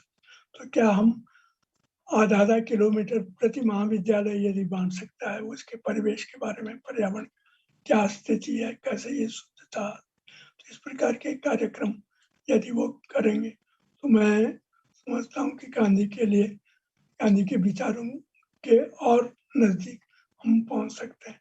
अंत में मैं फिर से कालिंदी कॉलेज के इस गांधी स्टडी सेंटर का, और जो ICCR ने भी इसमें सहयोग किया, तो इसका और अधिक विस्तार हो, ये मैं कामना करता हूँ। अंत में मैं फिर से अपनी संगीता जी का, जो प्राचार्य जी हैं, जो कि अभी उपस्थित नहीं है, उनका हृदय से आभारी हूँ, कृतज्ञता ज्ञापित करता हूँ, और आप सब लोगों को धन्यवाद ज्ञापित करता हूँ। नमस्कार। सादर धन्यवाद sir. Thank you so much, sir, for sharing your interpretation and relevance of Gandhian principle for the contemporary world, especially asserting the significance of preserving and protecting our environment, which is quite evident from today's climate change and environmental problems that the world is facing. Thank you also for sharing in detail with us your experiences and engagements with Gandhian ideals and philosophy. It is a matter of pride and honor to have got the opportunity to listen to your ideas and thoughts today. Thank you so much, sir. Moving ahead, I will make an announcement. Yes, ma'am. Priya Raksha has to say. Okay, great. Sir नमस्ते sir, मैं रक्षा गीता हिंदी विभाग से आपका बहुत बहुत, आप मतलब हम आपको धन्यवाद देते हैं। आपने कहा कि मैं धन्यवाद देता हूँ, ये हमारे लिए सौभाग्य की बात है कि हमें आपसे, आपके विचारों से रूबरू होने का मौका मिला। हम सौभाग्यशाली मानते हैं कि आपके महत्वपूर्ण विचारों से मैं समझती हूँ कि हमारा ये जो अंतर्राष्ट्रीय सम्मेलन है उसका उद्देश्य सफल हुआ। आपने आरंभ में कहा कि मैं कोई विषय विशेषज्ञ नहीं हूँ, ये आपका बड़प्पन है सर। आपका सरल सौम्य व्यक्तित्व जो है उसे देखकर तो हमें यही लग रहा था कि गांधी जी के विचारों की जो साक्षात प्रतिमूर्ति है हमारे समक्ष खड़ी है।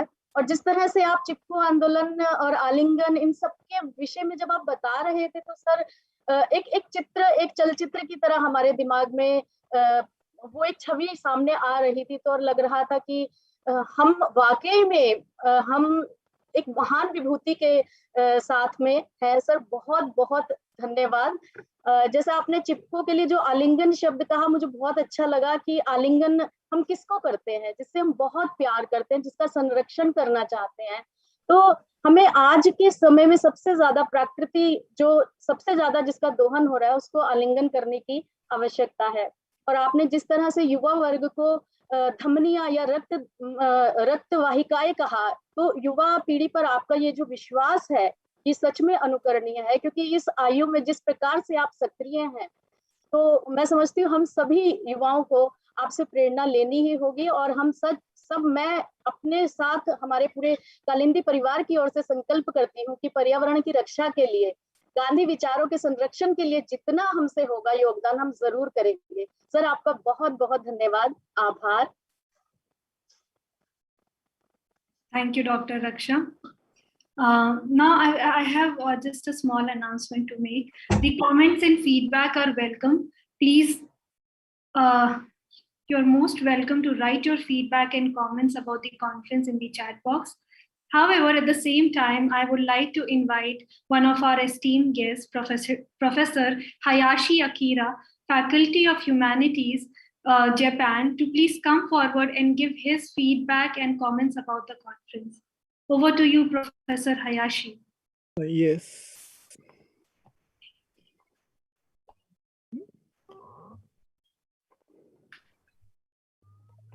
Can you see?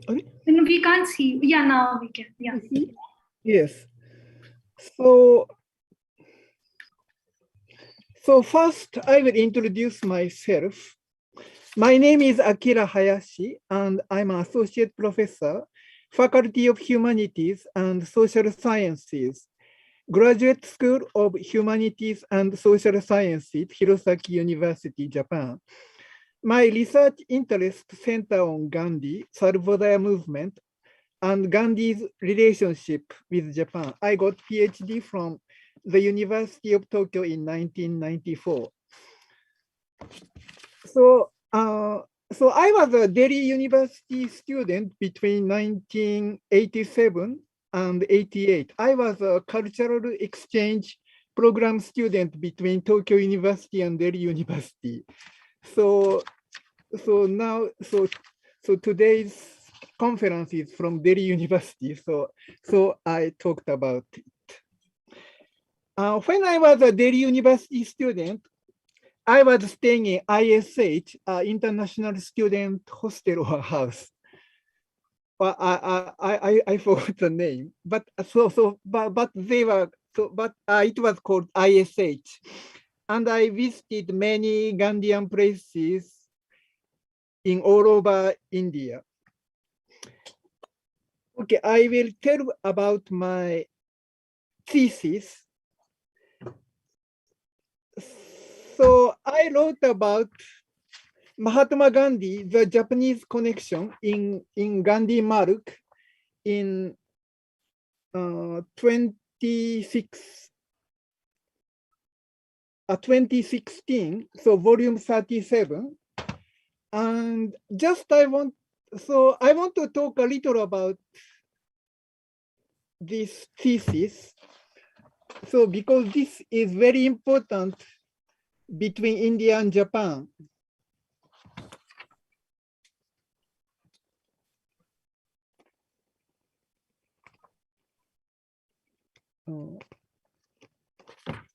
So the title is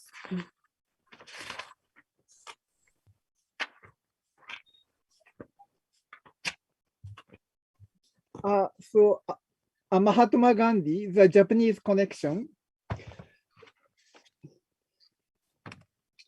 So this article was sent to Prime Minister Abe, the former Japanese Prime Minister, and his wife to the Indian Ministry of External Affairs as a gift as a gift from Gandhi ashram in India. So Indian external ministry thought this thesis was very important between Japan and India. So why this is very important? Because Japan and India has very good relation now, but we have to know the origin of this good relationship. Excuse me, sir. Sir, I would request you to be brief because we are winding up the session. So it's just the feedback that we wanted. So we have to wind up. Yeah, please. Thank you. Thank you so much. So I'm happy to share my thoughts on the two-day international conference organized by Gandhi Study Circle, Kalindi College. I take this opportunity to thank the conference organizers. This conference has given us the opportunity to hear the presentations of all the resource persons who gave their insightful observations on the various aspects of Gandhi and his philosophy. The relevance of Gandhian ideals in the development framework and in the present COVID pandemic challenging times has been highlighted in its technical sessions. I thank the conference organizers for getting scholars and Gandhian practitioners from 8 different countries on board and giving us the opportunity to interact with them. Thank you all. So thank you very much. Thank you so much, sir, for your words of appreciation and encouragement. Now I invite our another guest, Shri Charu Datta Panigrihi, President FIDR, Bhubaneswar, Odisha, to give his feedback and comments about the conference. Thank Over you. to you, sir. Thank you, Prabal. I will not take much time. Sure. Yeah, because during these times, this kind of a meeting ground of minds, of action, of practitioners, of researchers is essential, and it has happened. These are the times when we require all of us to come together, remember the principles, remember the prophecies of the father of our nation, and go ahead. And he didn't belong to India only, he belonged to the globe. So it is imperative that all of us understand the importance of social, economic, and environmental development, growth, which he always spoke about and which he lived up to. And we take a vow, I'm sure all the participants, and the participant number has also been quite steady and consistent, because I've been watching the numbers also, because that also reflects about the conference being interesting for the participants. And I'm sure cutting across age groups, cutting across regional aspects, regional representations, we've all come together. I thank the organizers. I thank Dr. Sangita Dhal to have pulled this off gloriously, fantastically, and very timely, relevantly. Thank you so much, and good night to all of us. Thank you so much for your kind words, sir, and words of encouragement. Moving ahead, as we celebrate the ideas and thoughts of Mahatma Gandhi, this celebration will remain incomplete without a rendition of Gandhiji's favorite bhajans. So I once again call upon Ms. Anuradha Kotiyal, Assistant Professor in the Music Department, to give a musical tone to our celebration of Gandhian ideas and philosophy. Over to you, Ms. Anuradha ji. आप सभी गुणीजनों को मेरा सादर प्रणाम। आज मैं आप लोगों के समक्ष गांधी जी के 2 भजन प्रस्तुत कर रही हूँ। आशा है आप लोगों को पसंद आएंगे। त्रुटियों के लिए माफी चाहूंगी।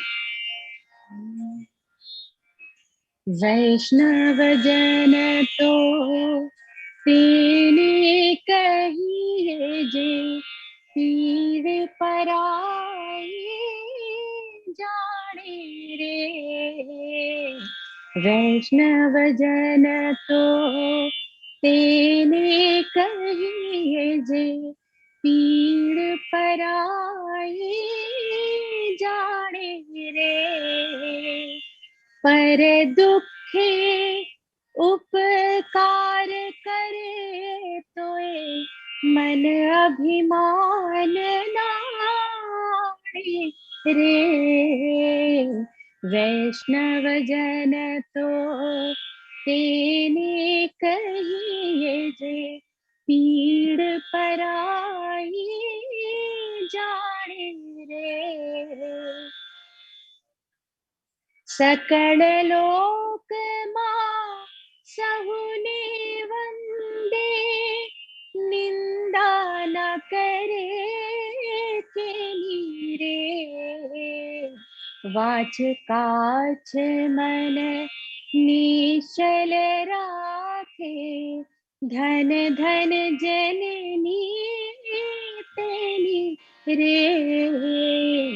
वैष्णव जन तो तेने कहिए जे, पीड़ पराई जाने रे। समदृष्टि ने तृष्णा त्यागी, परस्ती जने मात रे। जीभ थकी असत्य न बोले, पर धन नव झाले हाथ रे। वैष्णव जन तो तेने कहिए जे, पीड़ पराई जाने रे। अब मैं आपके समक्ष उनका पसंदीदा दूसरा भजन प्रस्तुत कर रही हूँ। आप लोग भी इस भजन को गुनगुना सकते हैं मेरे साथ, और लीजिए।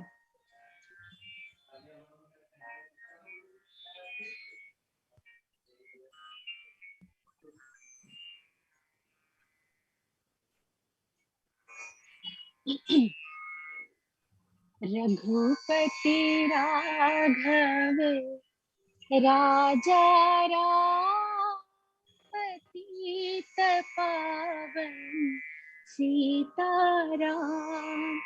रघुपति राघव राजा राम, पतित पावन सीताराम। सीताराम सीताराम, भज प्यारे तू सीताराम। सीताराम सीताराम, भज प्यारे तू सीताराम। रघुपति राघव राजा राम, पतित पावन सीताराम। ईश्वर अल्लाह तेरे नाम, सबको सन्मति दे भगवान। ईश्वर अल्लाह तेरे नाम, सबको सन्मति दे भगवान। रघुपति राघव राजा राम, पतित पावन सीताराम। रघुपति राघव राजा राम, पतित पावन सीताराम। रघुपति राघव राजा राम, पतित पावन सीताराम। धन्यवाद। Thank you so much, Ms. Anuradha ji. This was truly soothing and mesmerizing. Now we have reached the last segment of the valedictory session, that is vote of thanks. So as we move closer to the end of the conference and vote of thanks, I would say, Let's make the end of this story a new beginning that reverberates Gandhi's ideas and philosophy in practice in our real lives. To give vote of thanks, I now invite Dr. Sangita Dhal, the coordinator of this international conference. However, before I call upon her, I would like to give a brief introduction about her to the audience. Dr. Sangita Dhal is an associate professor and UGC postdoctoral research awardee teaching in the Department of Political Science, Kalindi College, University of Delhi, and has more than 19 years of teaching public policy experience. She was twice conferred Gandhi Award, one in 2019 and then in 2020 by University of Delhi for promoting Gandhian values among the youth and fraternity in different colleges and departments of Delhi University. She has been the convener of Gandhi Study Circle of the college for several years now, and her dedication and untiring efforts for the center has reached great heights, the conference being one of the many examples. Dr. Dhal has published several articles in international and national journals and has been invited to give lectures in national and international conferences at different forums. Thank you, ma'am, and over to you, ma'am, to give the vote of thanks. Thank you, Priya, for your generous words. Now, with the musical note of Anuradha, I would like to give the vote of thanks. Good evening to everyone on behalf of Gandhi Study Circle, Kalindi College. It is my pleasure to propose a vote of thanks to conclude the two-day international conference on Gandhi in collaboration with the Indian Council of Cultural Relations. We have witnessed intellectually stimulating and thought-provoking sessions of revisiting some of the important aspects of Gandhian philosophy in our 4 technical sessions. I'm sure that this will go a long way in educating our youth and also promoting Gandhi as a global icon among our students, young minds. It is an honor, and a privilege to organize this event to commemorate 75 years of India's independence and celebrate Azadi Ka Amrit Mahotsav through the ideas and legacy of the father of our nation, Mahatma Gandhi. We are extremely fortunate to have erudite scholars from 8 different countries who have worked and are interested in the ideas and ideals of Gandhi. I would like to take this opportunity to express our deep sense of gratitude and heartfelt thanks to the Director General of ICCR, Shri Dinesh Patnaik, for collaborating with us to organize this international conference.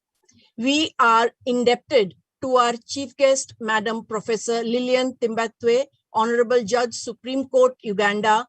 However, due to her ill health, she was not able to join, but she had sent a personal message. Professor Douglas Allen, Professor Annapurna Pandey, for their insightful observations. We are very thankful to Ms. Masako Ono, who joined us from Japan and shared her Odissi item on Goddess Matangi, the tantric form of Goddess Saraswati.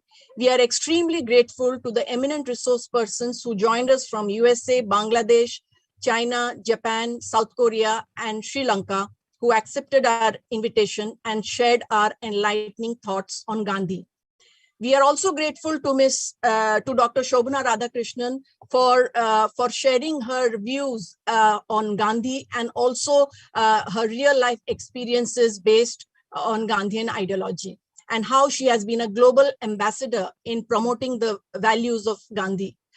We are also especially grateful to Dr. Pradeep Peris, University of Colombo, Sri Lanka, for accepting our invitations at a very short notice.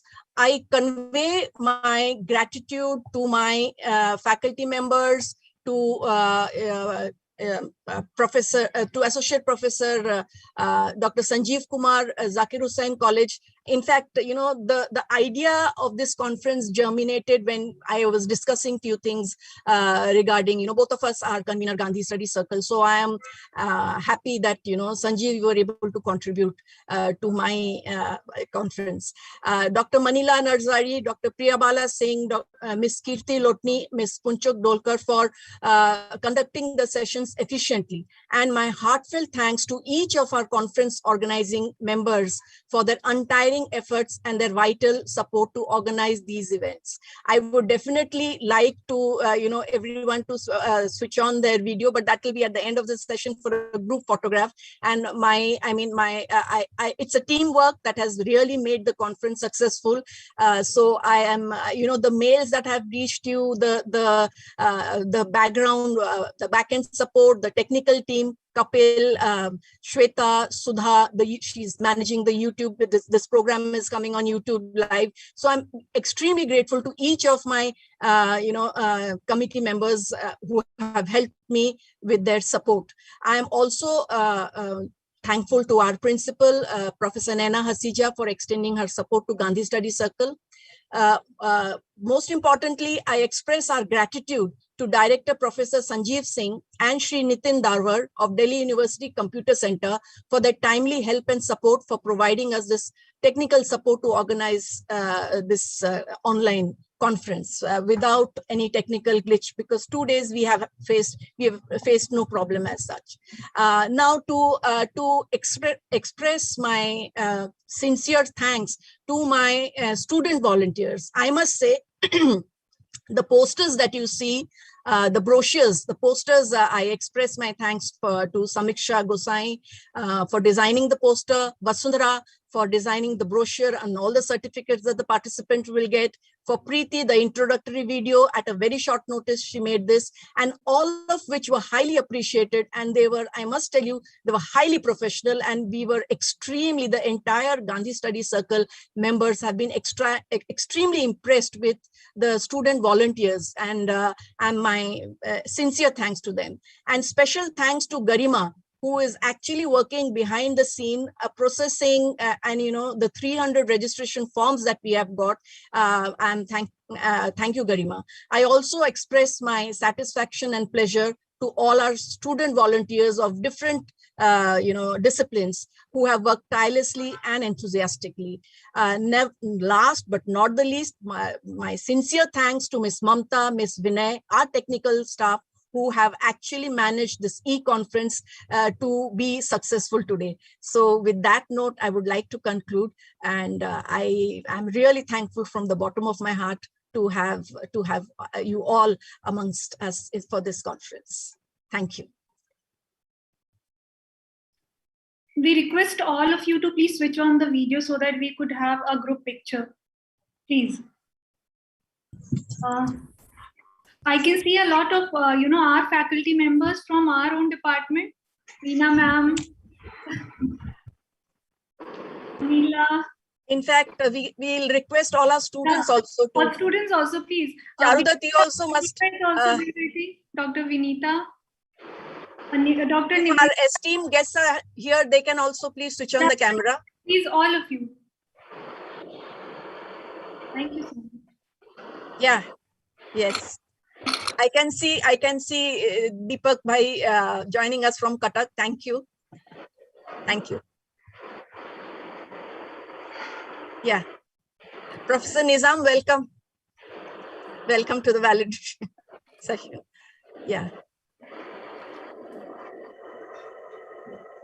Manila, you also click, please. I'm clicking. Yeah, I'm also taking. Yeah, I'm also taking all blocks. Yeah. And I also want to make an announcement with the report that we had submitted, the initial report. Even I've got a call from Ministry of Education. We also have to submit a report there. So our work does not end with the conference. Another phase of work will begin after the conference. So again, I'm thankful to my team members. Thank you. Yeah. Thank you, all of you. Thank you. Okay. With that note, I would you wish and congratulations. good night, everyone. Yes, thank you. And congratulations.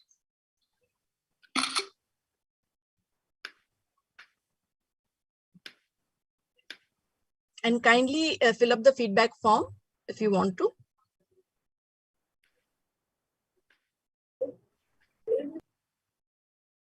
Meena ma'am रुकिए, चले गए आप। आ गए रहे ना, मैं photo I think we can stop the recording now. Yeah. Yes. Recording stopped. Actually, the problem is there are 3 different screens, no?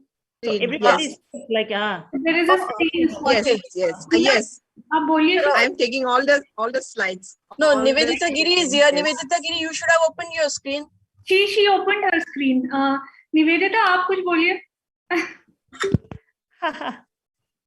She is there, but in other screen, I think. Yeah, I think other screens, most of the videos is off. Oh, okay. Yeah.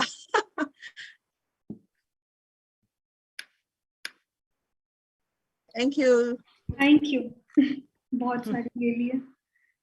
बहुत सारा ले लिया, हाँ. Taken. Keertika, do you want yourself in the center? You can speak something. You'll come in the spotlight.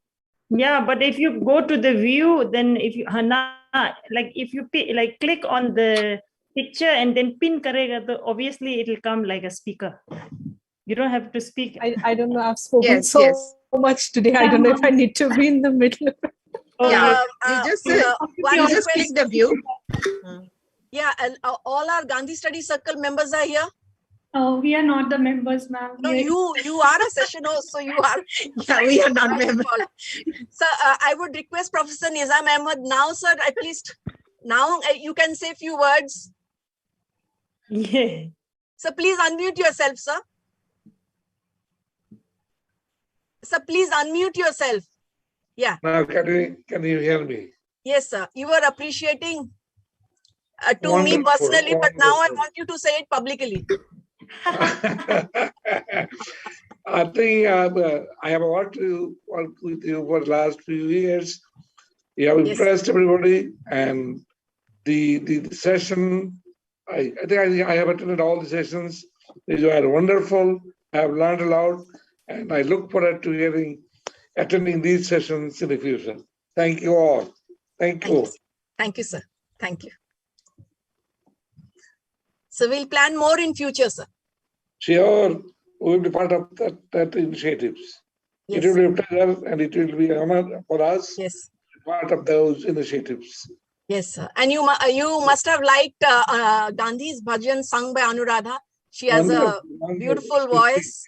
Yes. She's the pride of our Anuradha, college. you are beautiful. The nightingale of our college. Thank you so much, ma'am. Thank you. Wait, Anuradha ji. Now Nivedita is there, and let me take the picture. The song was wonderful. Everything is Thank you, sir. Thank wonderful. Beautiful. Yeah. Thank you. Thank you. Yes, we have learned a lot from you. Let us try, and we will try to follow your examples in Bangladesh. See if we can.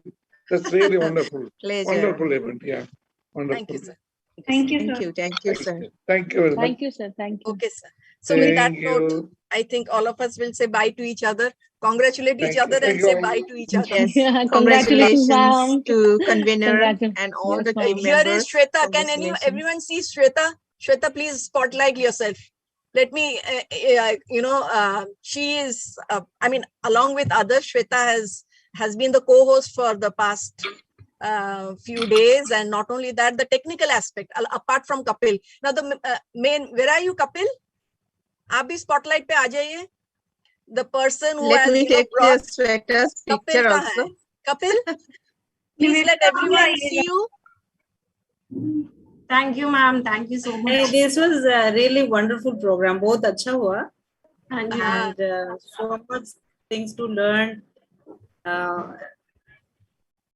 Thank you. बहुत Thank he you, अच्छा. Nivedita. I have been watching you. You've been there constantly supporting, Yes. inspiring. Since yesterday. Gathering That's really good. intellectuals, Gandhian practitioner, and thinkers from all over the world is not simply easy. Yeah, that was you gave us the opportunity to hear their ideas, their views, and that's really we are very thankful to you. Thank Yeah, you. gained lots of knowledge. Yes. Yeah, it was really nice. Gandhi is more popular abroad than here. Yeah. We have Exactly. institutions in the name of Gandhi, but actually Gandhi is practiced. Yeah, I was quite surprised by his popularity. I had no idea that he was so big in countries like South Korea and others. Hey, Seema is also here, another faculty member. Ima, you want us to take another picture? Hello, ma'am. Everybody, hi. It was Hello. a really wonderful conference. Thank I you. have enjoyed a lot. Thank you, ma'am. Thank you giving this opportunity. Actually, that's what I was saying. Kapil should come to the spotlight because he has been the one behind all our, video, the documentaries, the interfaith prayer meet. He was the one who, I just exactly. So it's Everything actually a went teamwork. very actually a smoothly. teamwork. Yes. I mean, now Keertika and her team will do the major part of the work, that is documentation, which is now very essential. So thank you all. I'll take your leave. And thank you, ma'am. Thank you, ma'am. Thank you, ma'am. ममता आप भी थोड़ा आ जाइए, आपको finally thanks करके हम good bye बोलेंगे. Manila ma'am. Ma'am. Hello, Yes, ma'am. Vinay and yes. Mamta. Manila Somebody ma'am, is एक minute एक बात. हाँ जयवीर Hello? सिंह जी. जयवीर हाँ सिंह जी, जी हाँ जी. बोलना चाह रहे थे. आप ये ओपन कर दीजिए वीडियो. आप वीडियो ऑन कर दीजिए. मैम नहीं, मैं नीचे हूँ ग्राउंड में. अच्छा ओके सर. हाँ बताइए. मैम ये पूछ रहा था मैं, जैसे हमने रजिस्ट्रेशन फॉर्म तो नहीं भरा था, अभी फीडबैक लिंक तो भर दिया हमने. आप तो पहले तो इंट्रोड्यूस कीजिए, आप कहाँ से हैं? मैं जयवीर सिंह पुणे से हूँ और मैं जीएमसी का विद्यार्थी हूँ पुणे यूनिवर्सिटी से, और मैं प्राइवेट जॉब भी करता हूँ. अच्छा, आपका कोई मेल आईडी वगैरह है? मतलब आप किसी लाइक जो आप ये चैट बॉक्स में डाल दीजिए क्योंकि हमारा ये उसी में ही चला जाएगा. हाँ मैम मैंने डाला है, एक बार और डाल देता हूँ. हाँ वो फीडबैक लिंक भी हमने भेजा है ना, फीडबैक फॉर्म. हाँ वो भर दिया है मैम मैंने. हाँ तो फिर उसी में आपको सर्टिफिकेट मिल जाएगा. आपका मेल आईडी वगैरह आप दे दीजिए उसमें. मतलब रजिस्ट्रेशन तो नहीं किया था हमने पहले, तो हमें लिंक मिला था तो हम इसलिए जुड़ गए थे. ठीक है. Garima, if you are there then just note this name, Jaiveer Singh. Okay ma'am. Yes ma'am. अच्छा प्रोग्राम के बारे में बोलता हूँ 2 मिनट, 1 मिनट. प्रोग्राम बहुत अच्छा है. 1 मिनट ही मिलेगा. हाँ 1 मिनट. और ऐसे प्रोग्राम और ज्यादा होने चाहिए जिससे अवेयरनेस आए अधिक से अधिक. Thank you ma'am. बिल्कुल.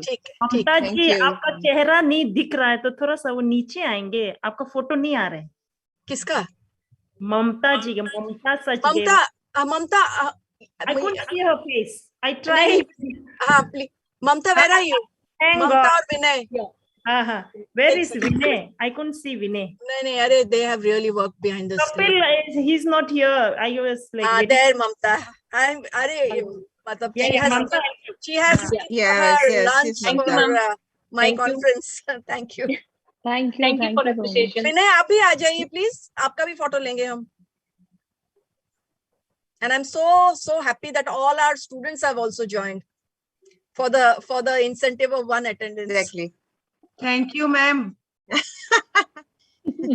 Thank you, Manila ma'am. Nutan hai. Thank you, everyone for very good coordination. Thank you, ma'am. Kelsang ले लिया आपने ममता का photograph? Yeah. I took everybody. ठीक है. हाँ, everybody तो था. Where is Kapil? Kapil नहीं है. कपिल पता नहीं है. श्वेता कहाँ चले गए? कपिल लोग इतना ढूंढ रहे हैं. हम पता नहीं. Our technical expert is not there, ma'am. थोड़ा रिलैक्स हो गए होंगे कपिल अभी थोड़ा.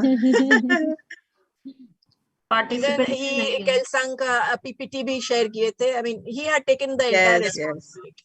And that is why I wanted to take picture of him specially.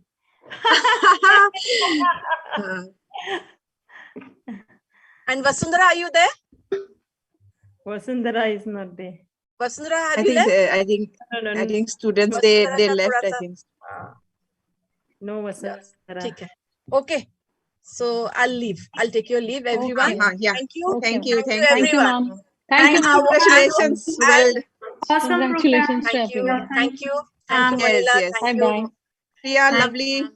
anchoring, looking very clear. And but to my very own dear Gandhi Study Circle members, we will have a Google Meet on Monday. कल दिन का rest है, फिर बाकी का काम है. ठीक है रक्षा, तुमने बहुत अच्छा बोला और इतना बहुत अच्छा था. बहुत अच्छा बोला रक्षा जी. मतलब उनका सारे पॉइंट्स सारा जिस पूरा बहुत अच्छे से बोला. मैं तो बस आपको थैंक यू बोल रही हूँ कि गांधी स्टडी सर्कल से जुड़े तो बहुत अच्छा लग रहा है, काम करते हुए बहुत मजा आ रहा है. अभी तो ज्यादा काम आपको मिलेगा, ये वाला तो खत्म हो गया. कोई बात नहीं, आप But we also enjoy it. ऐसे साथ मिलता रहेगा तो बहुत मजा आएगा काम. Though we are not a member, but we also enjoy. Manila, don't embarrass. No, we really like. We really you and Priya, actually, you know, you and Priya. Let me tell you, in front of everyone, तुम और प्रिया ने दो main inaugural और valedictory. You know, that was the pillar of our conference. I know you are very much concerned, Madla. we kept telling you, don't worry, everything will be fine. We kept telling